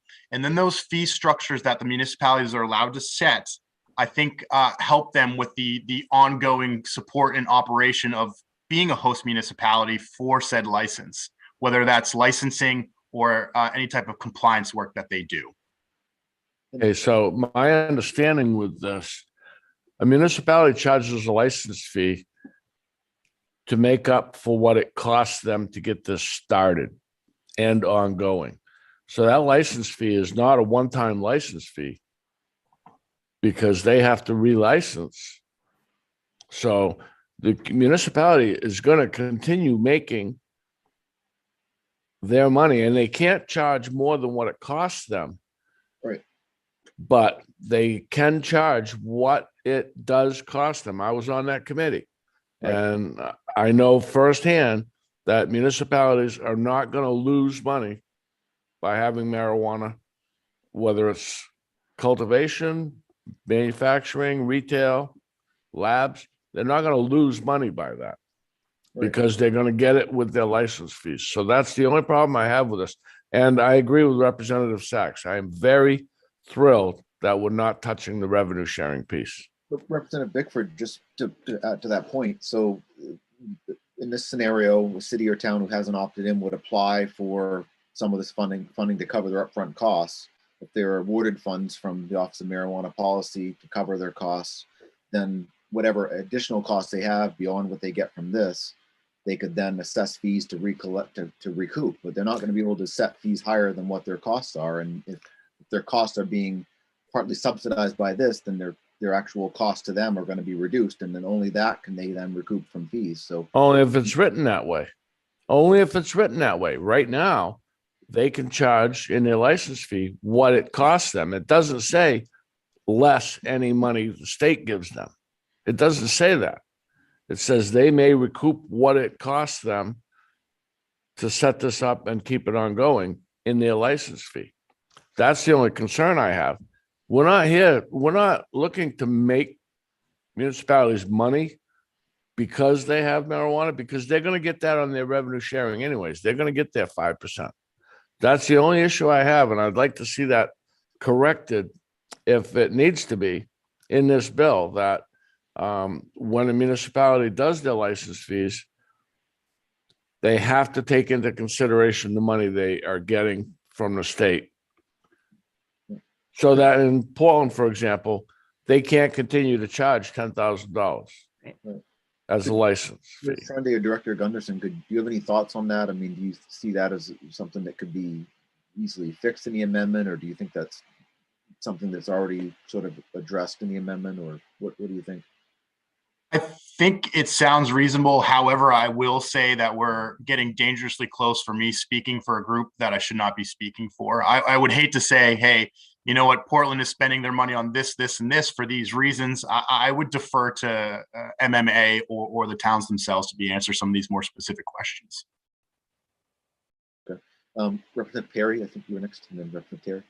Thank you. I'll speak for the city of Bangor. I was on the Bangor City Council when we went through this process, and I can't tell you, I think it was 3 or 4 times we had 2 high-priced lawyers coming up from Portland to walk us through what was going on in Augusta. I can't tell you how many hours our legal department, our council, our city manager, our finance director put into this. I think our cost for implementing the marijuana program, it had to have been a couple $100,000 bucks, and we collect $400 in licensing fees. We made a conscious decision not to price out the little guy.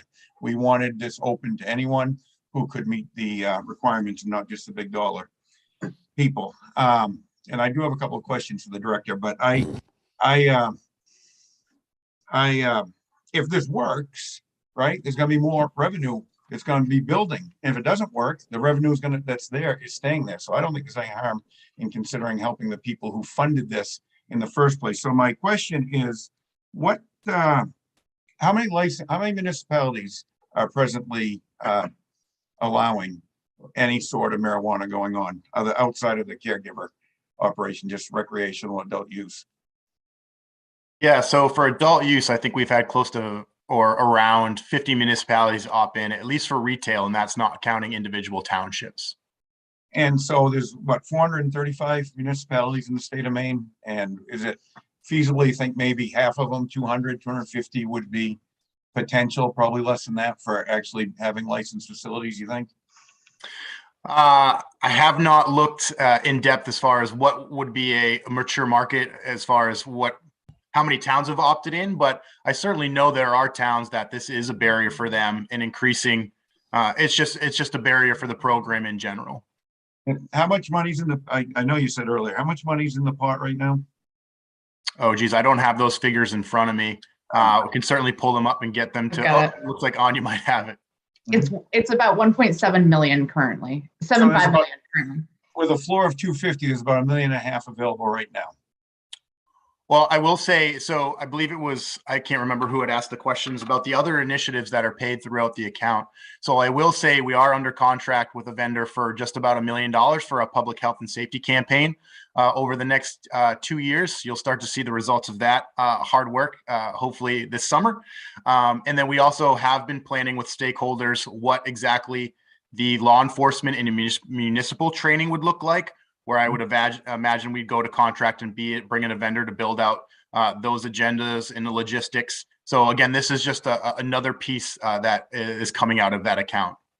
Well, if we reimburse the people who've already done it, it'd be $1 million.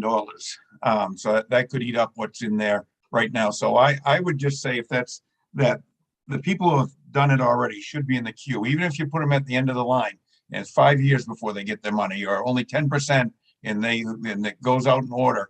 I just feel like they're the ones who have stepped up, paid the money, funded this fund, and ought not to be left out. And I mean, $20,000, 2-3 years down the road, it's almost more. I don't know the word. It's less financial and more just, doing something for the people who are always stepping up. Us people in service centers always vote, to give money to people who move to Aroostook County, give money for rural broadband, and there's almost never a situation I can think of where there's a lot of support back to municipalities when we pay up front. Thank you. Representative Terry. I have another thing, but just to kind of put a little point on what Representative Perry just said. If we do put those folks in the queue, even if it's at the end, then they have according to Representative Bickford, have essentially gotten a refund for the charges that they've already charged. That's my sort of like a legal problem with reimbursement after the fact, is that they were only supposed to charge what they needed to charge. So if they're going to get the reimbursement for that, then they're also, I mean, in theory, they should be reimbursing the businesses that they charged all that to. So just like something to ponder for a few minutes. But in the meantime, I was hoping to hear from Representative Roberts, and she is with us, on your thoughts on how this how this started and how we are right now, where we are right now, and if this is going to help the communities that you've spoken with already that have asked you to bring this to us, if that's okay with the committee. Yeah, go ahead, Representative Roberts. Welcome. And thank you, Chair Terry and Chair Chipman. So this came about from my own municipality. So to kind of touch on what Representative Bickford was saying as far as licenses, my town opted into medical storefronts almost 2 years ago, and cultivation maybe 8 months ago. And for 6 months, they're still working on a licensing fee structure. So they're not getting any of those licensing fees. I don't think we're the only municipality that's going through that, because they felt like there was lack of guidance. So it's not necessarily the case that when they opt in, they start getting these licensing fees, because now we're almost 2 years into it here in South Berwick and not seeing any licensing fees at all. So when I went to my town council before last session, and said, what do you have for concerns? They said, well, we'd like to consider opting into adult use, but we're not even seeing anything. We're not even seeing our costs even close to covered just from opting into medical storefronts and cultivation. So that's where the original bill came from. And I think that where we're at now is still a way that's going to help. I'll leave it up to the committee as far as making it retro to ones that have opted in, but I just want to clear up the kind of assumption that as soon as a municipality opts in, that they're getting licensing fees, because it has to go through the legislative body in the municipality and the planning board, a lot of times a public hearing, and it's just not that quick. So I really appreciate the committee's consideration on this, and wherever you end up, I think anything would be helpful to our municipalities. Not only as an incentive, but just as kind of, it's okay, you can take this step because we got your back. Thank you for that. And thanks for being with us. I know you've got a lot going on this morning. Thanks for all the work you put into this bill and getting us to where we are. Representative Bickford, I think you were next. Thank you, Mr. Chair. Is Representative Roberts still with us? Yes. Oh, yeah, I see her. I guess my question is, don't you already, with any business, don't you already have to go through the planning and permitting process? Don't you already have to go through a legislative body, your city council or town council, whatever you have, and get the approvals? Marijuana storefront is no different. So there's no additional cost that way, is there? There were a significant amount of additional costs in attorney's fees and with our town planner in developing ordinances as far as where we wanted these storefronts to be and not be. Did we want 10 of them downtown? What kind of overlay we were looking at, where we wanted cultivation to be. Town planners are expensive. We don't have a dedicated town planner. We contract one through SMPDC. So that's an hourly bill we have every time the planning board goes over it, or the town. Yeah. The lawyer needs to go over it. So wouldn't you do that for any new business coming in? Wouldn't you decide where, if you have available places, and wouldn't they still have to go through planning? And well, to the extent that most municipalities already have their zones laid out as a B1 or a B2 and I1, I2, and those uses are already laid out in our tables as to what's allowed there. So we wouldn't have to recreate a wheel as to what okay, allowed there, if that makes sense. I mean, It does. we have our zoning tables already, so I know if I want to open a bakery where I can go in town. Okay, I like that. And I do agree with Representative Perry. We've got to find a way to help the municipalities that spent more money than they can get back in their license fees, and maybe reimburse over 20% over the 5 years if we put a 5-year cap, 5-year sunset. And I'm getting a I see shake. Anya's head. Okay, Tanya. But anyways, A percentage-based I'm not going approach to die would on that. deplete. So yeah, I'm not going to die on that. So, but I am in favor of this versus doing anything different with revenue sharing. This is a much better. The money's there. It's not new money. It's not going to go anywhere. Oops, we lost your mic there, You Bruce. lost your sound, Representative Bickford. Oh, sorry. There you go. You're back. But yeah, I agree with this, and the way it's been amended, it's not affecting revenue sharing. So I will be in favor of it. Okay. Yeah, and I also hear where you're coming from, Representative Perry and Representative Bickford, and if there's some way we can help out the cities and towns that have already opted in, recoup their expenses and lower their fees so their fees aren't so high, we should do that. Representative Statkis, go ahead. Mr. Chair, had probably a couple of, at least one question and maybe another after that. In line with what Representative Perry was asking, and he got an answer that there's about 50 municipalities that have opted in. Based on somebody had mentioned, this could be almost like an economic development tool. I would be interested to know how many licenses there are statewide, because I know in any direction that I drive, basically east, west, or south. In fact, I think it's on College Ave in Waterville, and probably a 2-mile stretch. There's 5, 6, 7, 8 pot shops on that one road. So I'm not sure the economic development thing would really come into play. But do we know how? We must know how many licenses have actually been handed in. Director Gunderson, do you have an answer to that? How many licenses there are statewide that have been issued? I do, and I'm trying to pull them up right now, and I can pull them by license types and send them to the committee so you have them. I would also just call your attention to the example about Waterville. Certainly hear that from a number of different municipalities across the state. We do regulate 2 different cannabis programs. So some of those you might be seeing are certainly medical storefronts as opposed to the Thank you. Yeah, okay. Yeah.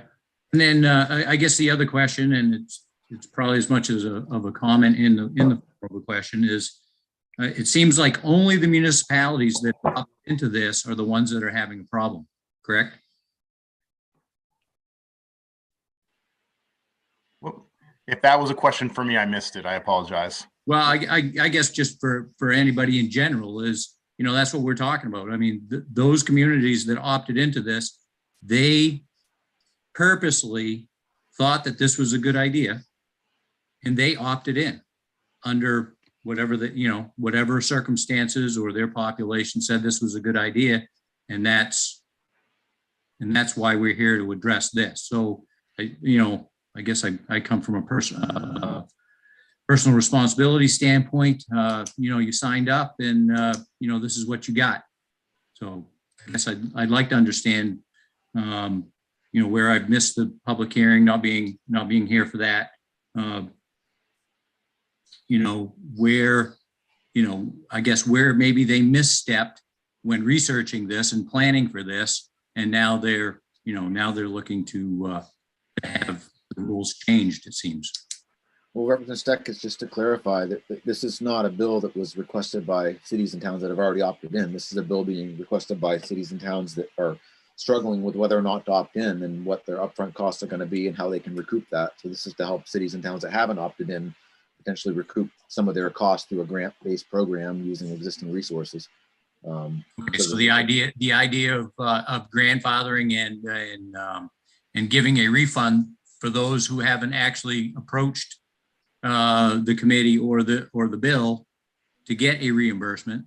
You know, we don't have Matt. Of course, we might now. I mean, you throw that carrot out, you might have some comments saying, "Oh yeah, we want, you know, we'd like to have the money." But thanks for that information. That's helpful.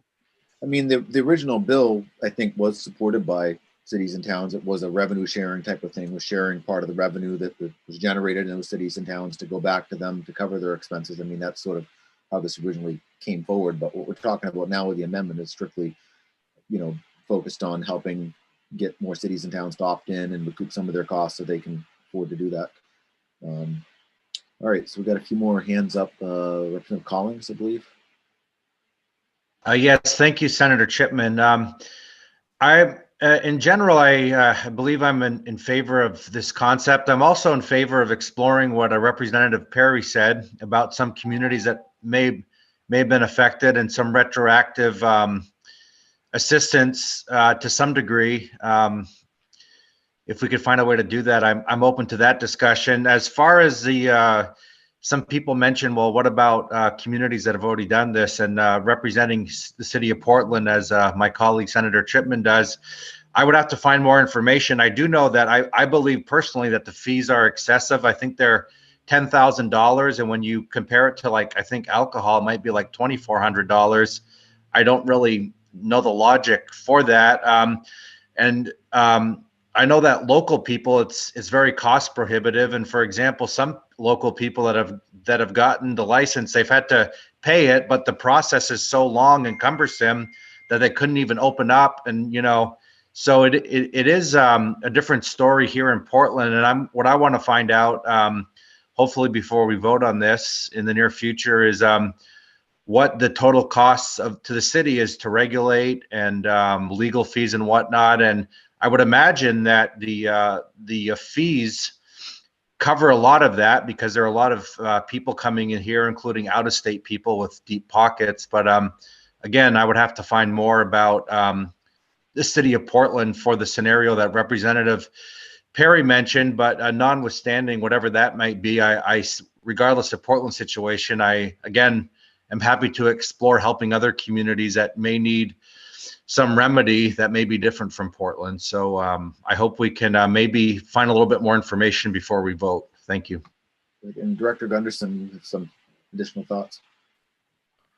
Yeah, I just wanted to make sure that I could share. I pulled those numbers for you as far as license types, but in the adult use program, these are active license numbers. So if they're holding an active license, 58 cultivation facilities, 36 manufacturing facilities, 3 testing facilities, and 80 retail stores. Great. Thank you for that. And since we still have you here, I believe there's 4 of us now that have expressed, you know, support for something to help the cities and towns that have already opted in. Can you think of a way that we could do this where you prioritize new cities and towns, but if there aren't enough of those that apply, to use up the ceiling that we've set on this, to be able to provide some limited reimbursement to cities and towns if they apply for that? Yeah, I mean, certainly we'll implement whatever this committee and the legislature passes, and we'll do our best job at it for sure.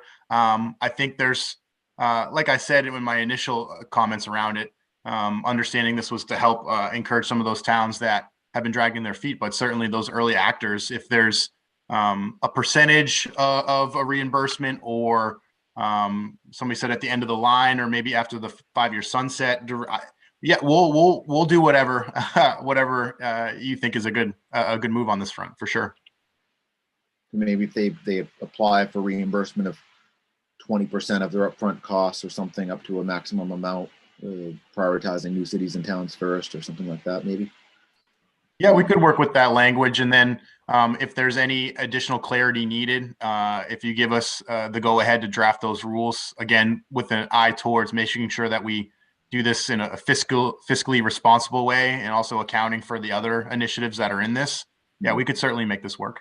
Yeah, the 20%, my thought with that is that this is a 5-year thing. So the ones that have already opted in could apply for up to 20% per year for 5 years, knowing that we're prioritizing new cities and towns. But if we don't have enough apply and there's still money in the fund, that you could consider reimbursing up to 20% each year for those that apply for that reimbursement. Go ahead, Ms. Trundy. I'm going to contradict Director Gunderson and discourage a percentage-based approach to this, just because those are costs that we don't have a sense of currently, and we have a limited fund. I think that we are very open to the idea of extending what this program, what's in the proposed amendment to municipalities that have already opted in. That I mean, just doing the back of the envelope math on that, I don't have concerns about, especially if we don't have to reimburse them all in the first month of this being effective, of that depleting the fund. Okay. So a percentage-based approach, I would have concerns about that. I mean, do you think you could come up with some language that would accomplish some type of reimbursement if that's the direction we decide to go, that in a way that would work with the rest of the amendment? I think it's very easy to amend the current language so that it would apply to municipalities that have already opted in. Okay. Representative Bickford. Thank you, Mr. Chair. I guess a comment I have is a lot of municipalities that have already opted in, they've designed their licensing fees to recoup their money. They may not recoup it the first year, but over time, that money's going to be recouped. So any money we do give them back, even though I thought it was a good idea, I'm starting to think that we're just going to be giving them bonus money, because they're, like in Portland, for example, if they're charging $10,000, it is not going to cost them ongoing that kind of money, because once you open that store, it's no different than a liquor store. And it's not going to cost the city any more money for that than it would to have a liquor store on that same corner.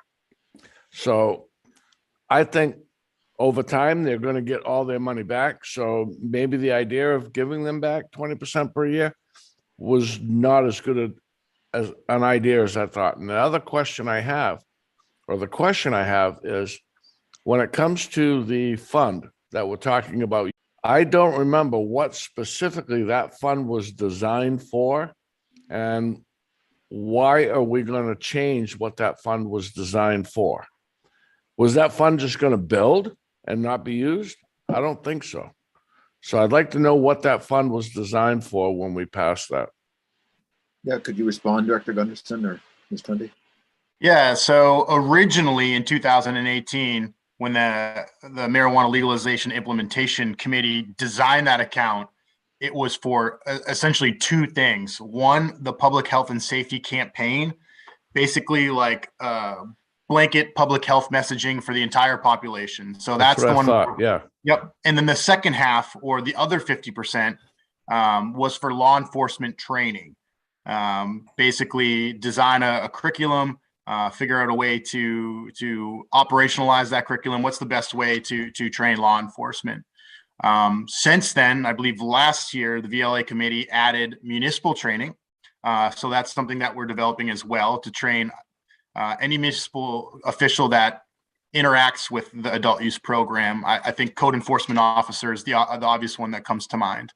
And then this would be another initiative that we pay out of that account. But this account does, on a running basis, collect a portion or percentage of the excise tax that does come in. And as the program gets larger, certainly that account will become larger, where we can spend more money on reimbursement or a larger training for law enforcement, or really double down on what mediums we use for that public health and safety messaging that you'll see a little bit later this year.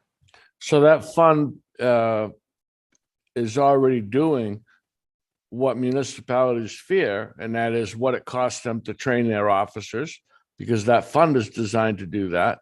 Code enforcement. How much of that money has been expended so far on these items, and why aren't municipalities that think about opting in using that money rather than say, no, it's going to cost us too much? So the money that's being expended out of that account, so we have signed a contract with a public health and safety vendor for our public health and safety campaign for $1 million. That's over 2 years. Now, as far as the law enforcement training, we have been partnering with stakeholders, whether it's local, county, or state, in conversations around everybody's lanes, roles, responsibilities, and what that training should look like. We're at the point now where we're starting to put together a RFP to go to proposal to actually execute on that. And we are going through that planning phase now for the municipal piece, because that only became law, I think, less than a year ago. Okay, so that's really going to save the municipalities a lot of money if this fund is used to pay for their training. So why is this necessary if we're already paying for their training through this account, I guess? Again, don't want to speak for municipalities. Okay. I don't necessarily know it would be saving them money. It's certainly helping serve as a resource to our towns, understanding the laws and regulations around it, really where their lane and role is, what type of actions that they can take. But I don't know if I would say it saves them money. So I'll just stop there before I get myself into a hole. Okay, and I'm not saying I don't support this. I'm just trying to play devil's advocate a little bit because this is an important issue. So Representative Bickford, there's other expenses they have besides training that I think, like code enforcement inspections and things that, you know, the state isn't doing that have to be done at the local level. And so legal fees, probably the biggest. Yeah. Mr. Gunderson, while you're still with us, so the law enforcement piece, where does the training of drug recognition experts come in? Is that something that's covered as part of this fund that you guys have? It potentially could, yes. Again, we haven't finalized exactly what that looks like. And while we're building out what exactly it's going to look like, 10 out of 10 times, we'll defer to our stakeholders, the law enforcement community, exactly what they need and what they think the best way would spend that money. And if that comes in grant form, to do DRE training for some of their law enforcement officers, and that's something we would absolutely consider. That's something that the towns could, you know, if they want to train all their officers to be DREs, for instance, they could apply for money at the way this bill is amended to get reimbursed for the cost of that training. Yeah, depending on how what we put together for the law enforcement training program, it could manifest itself in 100 different ways, and we're working through that right now, whether we have an online training component, whether we have a 2 or 3 day training for law enforcement officers twice a year where law enforcement sends them, whether it's in a grant form for official DRE training, whether when we incorporate something at the academy. We're working through what the best way to spend that money is, and obviously relying on law enforcement officers to tell us where the most value is for them. I mean, the only reason I bring that up is I think that with more like marijuana stores, you know, there's people think it's legal now, and you know, driving under the influence is probably could potentially go up, or maybe has already gone up. And so I think that's where it's important to have the law enforcement training of drug recognition experts to be able to detect that and enforce that that part of it. So this what we're doing, if we pass this bill with this amendment, wouldn't take funding away from training of DREs. If anything, it would potentially make more funding available for training of DREs. Am I correct with that? If this bill was passed, there is enough money within the public health and safety account administered by the Office of Marijuana Policy to fund all the initiatives. Okay, excellent. We've got a few more hands up. Thank you for that. Representative Perry, I think you're next. Thank you, Mr. Chairman. A couple of questions. How much sales tax revenue is going to be collected this year from marijuana projected? That's a great question for MRS. Anya might know. I'll have to get back to the committee with it. I don't know it offhand. Over $1 million? Yeah, I would expect so, given the fact that this fund is a percentage of that sales tax revenue, and this fund is being replenished at a rate of greater than $150,000 a month. Let's just say $1 million is collected. That's $50,000 of revenue sharing going out to every municipality in the state of Maine, collected by the 50 of us.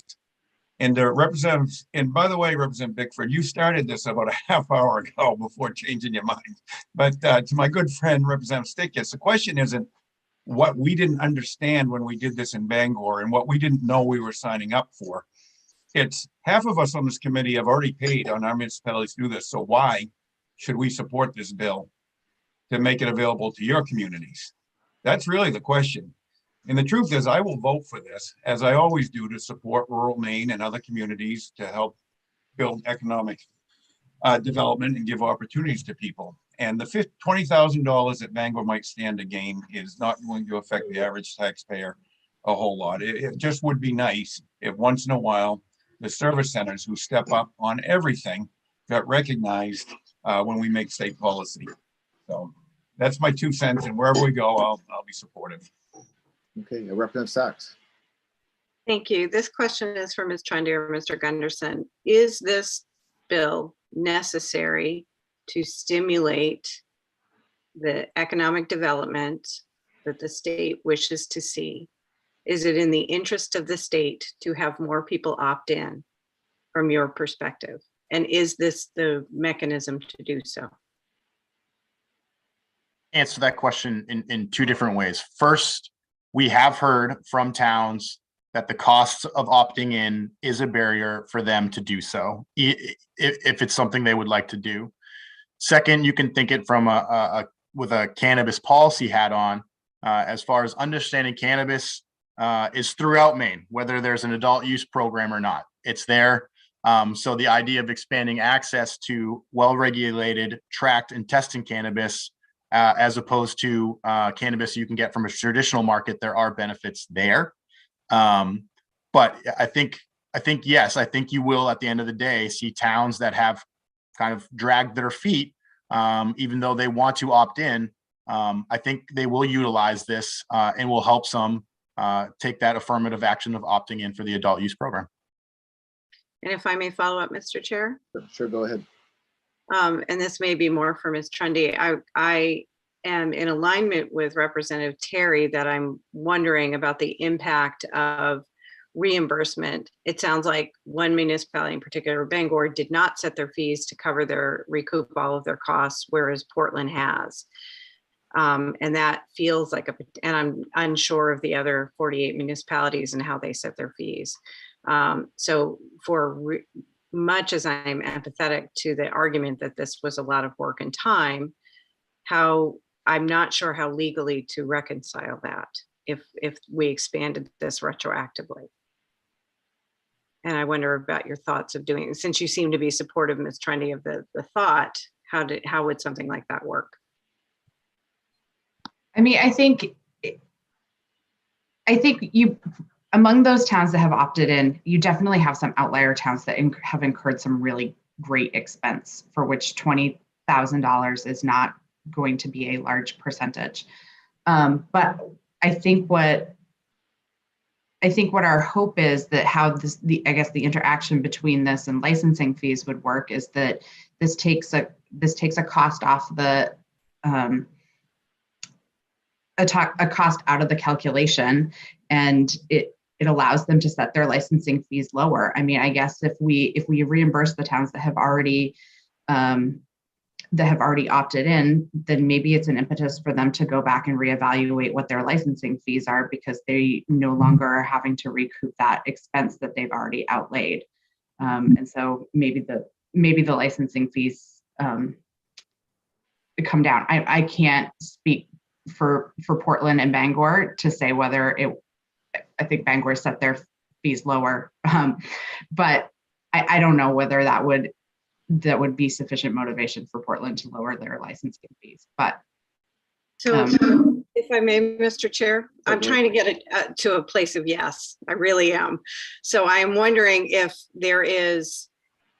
municipalities who have already opted in are able to demonstrate up to a certain amount, 10,000, 20,000, whatever that happens to be, at a pay schedule that works for the fund of heretofore unreimbursed expenses, would that be sufficient to, because then they can say, moving forward, we can lower our licenses to $2,000 because we're not trying to continue to recoup these expenses. Is that a solution that would be feasible and workable and cover the concerns by Representative Terry and myself around dipping in, and perhaps even Representative Bickford about a bonus?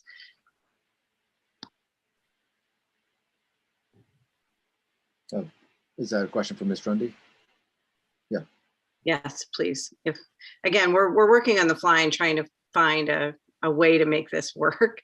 But I think because municipalities are so different, because they've chosen, number one, that they've decided this is a good economic development activity for them to engage in, regardless of the time, expense, et cetera, but also that they've set fees to a varying extent. There is some problems with that, I think. And so trying to figure out if indeed the committee is interested in a retroactive piece to this, then how could we make that whole? Not, they may not be whole, but at least recognize that there's something to that.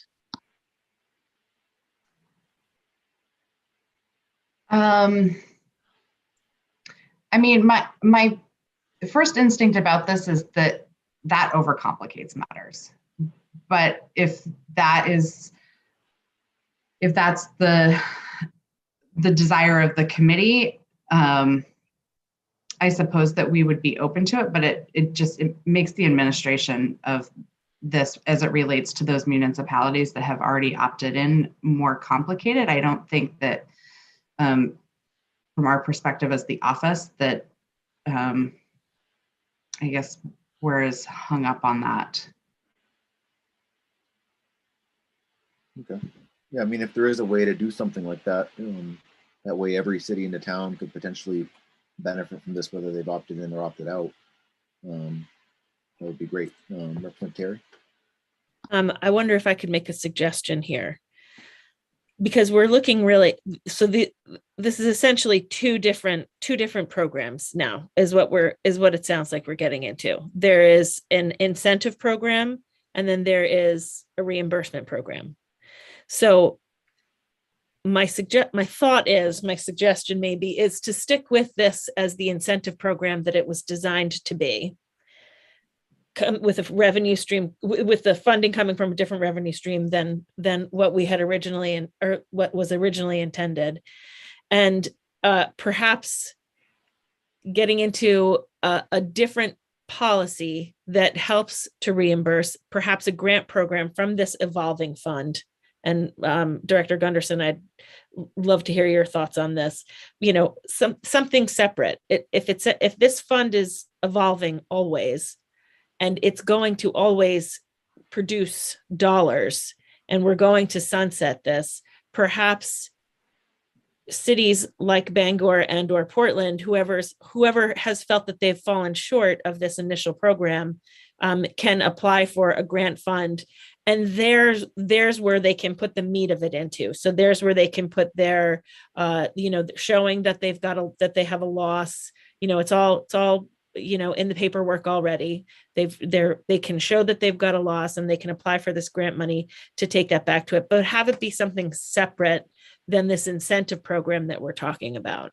It feels like, as Anya just said, getting a little chunky here. And I think, again, sticking with policy, always with policy, we stick with the intent of the bill as much as possible. And then I do think that being able to reimburse towns that have overpaid or undercharged, or however we want to word it, there should be some place for them to go to hopefully make themselves a little bit more right. But it feels like to me now that this is two almost totally different subjects. Incentive is definitely not what we're looking for when we're trying to reimburse folks that have already sort of been a part of the pilot project. Well, Representative Terry, couldn't we just add some language that gives the Office of Marijuana Policy the flexibility to develop a reimbursement program and do that as part of this, and let them work it out? And it sounds like there's something they're you know, they just need to think through the details and how it would work, but it sounds like it's something they'd be interested in doing. So couldn't we just add some language that would allow them the flexibility to do that and let them work it out? Well, I mean, again, I suppose so, but this is two different programs in one particular piece of policy is what it comes down to. Well, it's reimbursement for expenses, whether they're in the past or going forward to opt in. It's still reimbursement of municipalities of expenses for implementation. It's just, you know, so I mean, I think we could just, and I'd like to just, you know, make this a little more simpler and just give them the flexibility to develop a reimbursement program that works within existing resources and then let them do that and how they see fit and see what happens. And if nothing comes of it or they can't figure it out by next January, someone can introduce a bill to do something more specific. But I mean, yeah, see, I don't see it as I don't see it this way as being simple. I see it as being more complicated. But if you if you're all comfortable with this being the simple model, then you know, I can handle that. Would that work, Ms. Trundy, if we just added language to allow you the flexibility to develop a reimbursement to existing municipalities that have already opted in? And is there any reason why we can't simply just take what has been proposed here forward going for municipalities that haven't opted in and extend it to municipalities that have opted in, the amount being all equal across every municipality? And the only thing that they have to do is just they have to submit their expenses just the same way that all municipalities would have to going forward. So it wouldn't create you know, two separate programs. It would be all the same. You know, recognizing, I do recognize that some municipalities, particularly the larger ones who were the first ones to opt in, and have, you know, because their populations were also the most complicated probably, that they incurred expenses that, you know, far exceed $20,000. Yeah, no, I like that idea. And then you can look at what their expenses are and reimburse them with a grant if it's legitimate. Is everybody okay with that idea? No? Okay. Got a few more hands up. I think Representative Steck has made them next. Thank you. I think one of my questions was probably already answered as far as each individual municipality can increase their fees as they see fit, you know, to adjust their business model. I mean, you know, in the private sector all the time, we're constantly adjusting our business models because, you know, our original thoughts on, you know, what was going to come in the door or come out the door didn't really come to fruition like we thought. So is that correct? So each individual municipality, you know, on their, you know, on an annual basis, whatever, can increase their fees to make up for any shortcomings? Yes, absolutely. They would be able to do that. That's a Okay, municipal matter. Right.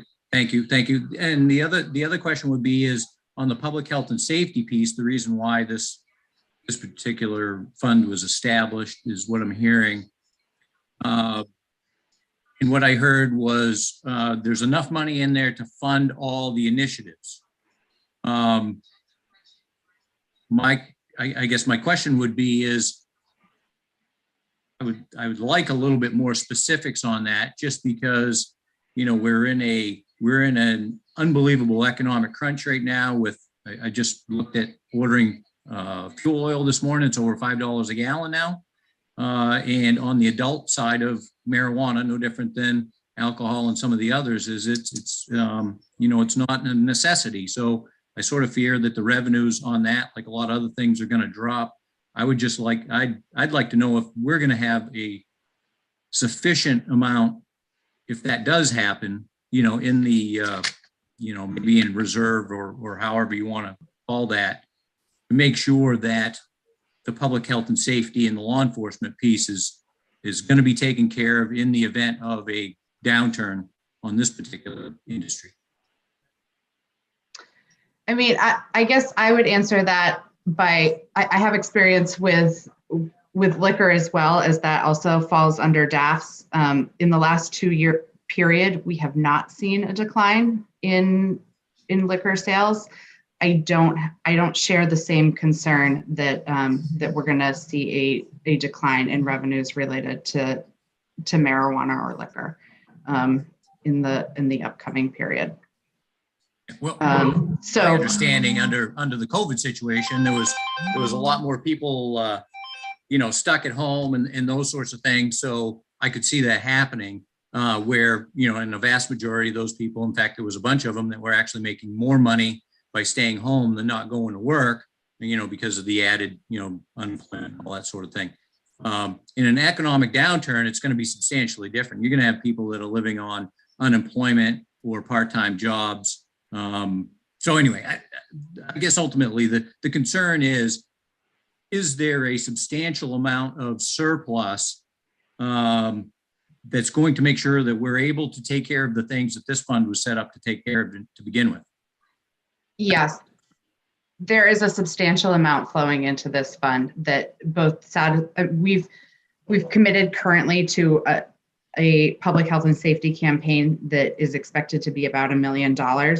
We've got an excess beyond that, and that will continue to flow into this account. That doesn't make it a concern that we aren't going to be able to satisfy the public health and safety campaign intentions that this fund was set up to fund. And law enforcement as well. All the Law training. enforcement as well. There are more than sufficient resources to satisfy the objectives that this fund was originally set up for, and that we're proposing to expand. Thank you for the information. Director Gunderson. Thanks. I just want to elaborate on that because I absolutely understand where you're coming from and your concerns on that front. That's one of the reasons why we're asking for those kind of arbitrary percentages to be removed in that language to allow us to administer this account responsibly, making sure that we're able to fully fund the public health and safety campaign, the law enforcement, and the municipal training, as opposed to that $250,000 hard cap. After that point, then you can't ask for reimbursements, allowing us that flexibility, understanding the legislative intent behind all these initiatives for us to responsibly fund each and every one of those, because they all do have their importance. Great, thank you for that. Representative Matlack. Thank you, sir. I'm in agreement with Representative Terry that we're mixing our metaphors here. I believe that the municipalities, the larger municipalities that got into allowing marijuana to be sold in their communities bore the brunt of the costs, but that's an issue for another day. And I believe that their issues should be resolved, and perhaps next session we can bring back something to the taxation committee that will assist those municipalities. But for now, we're talking about an incentive. Again, this is a new revenue stream. We're still not certain about how much of a revenue stream, but we also have issues that were originally conceived as for this revenue stream, and I'd like to take care of those first before we move into rebating or granting or providing grants to municipalities who are already participating. So I believe it'll be a much more modest cost for us right now if we were to incentivize those municipalities that would like to get into regulating marijuana sales within their towns or cities, but don't have the wherewithal to do it at present. So I would like to move forward with a bill that only addresses this and save reparations to the larger municipalities for another bill. Go ahead, Representative Bickford. I agree with Representative Matlack, and I'm going to make a motion not to pass as amended with the amended version that was brought before us today. I second. So we have a motion not to pass as amended made by Representative Bickford, seconded by Representative Matlack. Go ahead, Ms. Trundy. Director Gunderson mentioned a slight amendment around the language that the amendment that you have before you has language that specifically sets a $250,000 floor to what the account can be drawn down to, where And we would like to remove that from the amendment and just create some language that is a little bit more flexible there that would allow us to just responsibly manage the fund rather than setting a floor to where it can be drawn down to. Can you help with that language? Oh, absolutely. Yeah, Okay. we've already got it. We can send it So- to Julie immediately. All right, so I'll add that to the amended version. Thank you. I agree. Additional committee discussion. Go ahead, Representative Sachs.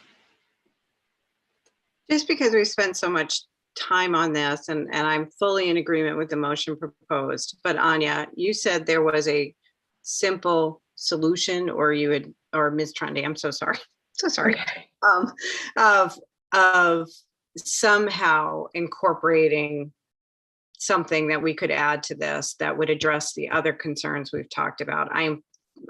From a pure policy wonk point of view, I am very happy with what has been proposed. But I do want to acknowledge, if it were simple, and I'm not sure it was, but what was it that you had proposed that DAFs or we could add to this? And if I'm wrong, please correct me if that wasn't simple. No, that's fine. And I'll never get used to hearing myself called Ms. Trundy. So what I had proposed is that we simply, if we want to extend something to the municipalities that have already opted in, that we extend exactly what this bill is proposing for those municipalities that haven't opted in. So they would be able to submit $20,000 worth of expenses to the Office of Marijuana Policy for reimbursement. And there are a lot of municipalities for which I think that would be a pretty good deal for them. I think that would keep it, I mean, that keeps it simple. It makes it pretty much exactly as if nobody had opted in at this point. And makes all things equal. I'll leave it up to the committee which direction you would like to go with regard to that. And if I could just follow up, that does not account for those, when you say submit for expenses already done, what if they've already recouped that? Or is that the rabbit hole that we don't want to get into? I think that's the rabbit hole that we don't want to go down. That's just more, I think it just makes it a lot more complicated than it needs to be. But I think that's my only pause, Ms. Trundy, about this is because people have set varying places, that it's just something that we either just accept that fact that it might have a slight reimbursement to those early adopters for costs they've already recouped and be okay with that, or we just keep it clean with the current proposal. So thank you. Yeah, I mean, I like that suggestion that Ms. Trundy's made. I don't know if other people would support that, but is there enough funding? Do you think if we did do that, would there be enough funding for that? I mean, I know 50 municipalities have opted in and they have different amounts of expenses, but maybe not all of them would apply for this, but some probably would. Yes, I expect that there is enough funding available, so long as all of those applications for reimbursement don't arrive, or we're not obligated to pay them out, in the first month of this being law. If that was the case, I mean, the maximum fiscal impact of this, if we have 50 municipalities that have opted in at $20,000 a pop, is $1 million. It is absolutely possible to incorporate that in over the course of time. Okay. Yeah, so I don't know why we wouldn't do that, because like you said, it makes everything equal. All the towns and cities are treated equally. But we've got a motion on the table, on the floor. Any more further committee discussion? All those in favor of the motion, please signify.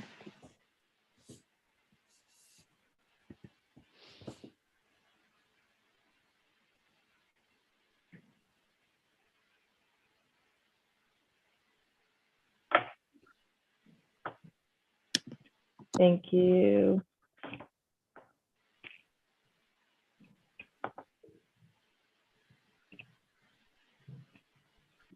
So you got everybody? Yes, thank you. All those opposed?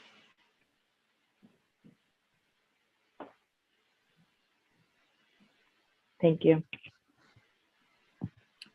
So that motion carries. That concludes the work session on LD 1195, which is our final work session. And Julie, it looks like you have something for us.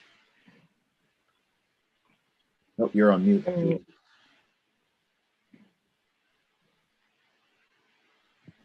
You're still on mute, Julie. The minority report, we just ought not to pass. Yeah. Thank you. Right. That's what you were asking about, Julie. I'm sorry, I neglected to notice the difference between mute and unmute. But, yes, that was what I was asking for. Thank you. All right. Anything else that you have anything for us, Julie, before we adjourn? I only wanted to mention that tomorrow afternoon at 1 o'clock, the Government Oversight Committee is meeting. And at that point, it's the first thing on their agenda. They are receiving the OPEGA report on the research expense credit, which you have a bill, LD 308, related to, which you are having a work session next Tuesday. So anybody who's interested in that particular credit, you might want to try to listen in on the Government Oversight Committee meeting tomorrow afternoon at 1. I would just like to say we should all be very interested in listening to that report. Just saying. I just want to thank Ms. Trundy and Director Gunderson for being with us through that long work session on that bill. Appreciate all of your help and everything you did to help with the amendment and getting us to where we are. Representative Sachs, do you have something? I was just going to ask Julie, I have it flagged, and I actually have it flagged today to see if the OPEGA report, will it be on our website or on their website? POC. Their website. Yeah. It will be first on their website. We also post their reports on our website. So in the Taxation Committee materials, it's like it's sort of the bottom of the second regular session. You go too far down, you get to the first regular session, but there is a category under there called reports. And I know it's under tax expenditure review. I'm sorry. There's a category called tax expenditure review, and it will be entered there, but probably later tomorrow afternoon. Okay. So But it will be available probably tomorrow morning. It will be on the Government Oversight Committee Thank you. website. I'm guessing they usually post them on the morning of the meeting day. Thank you for that. Excellent. Do you have anything for us, Representative Terry, before we adjourn? Nope, all set. Just listen in tomorrow if you can. It'd be great. Representative Collins, you have something for us? I just was going to invite anyone in the committee, if they want to learn more about cannabis, come to Portland. You'll learn a lot. Representative Collins, I thought you were going to invite everybody to the parade on Sunday. I can teach you a lot about other stuff at the St. Patrick's Day parade on Sunday. Yeah, at noontime, Commercial Street.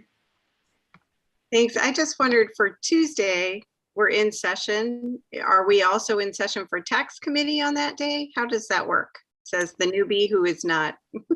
Thursday. We're in session on Thursday, not Tuesday. Not Tuesday next week, just Thursday. Okay. So thank you, Representative Terry, for always keeping me straight. I have my calendar right in front of me. Excellent. I guess that's everything for today. So we'll. Representative Carmichael. Go ahead, Representative Carmichael. Sorry about that. Just so we can kind of plan the future, is we normally do meet on Tuesday and Thursday in the taxation, but the House is going to start meeting on Tuesday and Thursday. So we'll be finished our work before this, or will we be doing different days? Or fingers are crossed, Representative Carmichael. Fingers are crossed. We do have a date that we are supposed to stop meeting, but we also do have 2 new bills that just were referenced yesterday. So we're going to have to sort of play it by ear a little bit. But as soon as we can figure out what we've got, we're having a scheduling meeting today.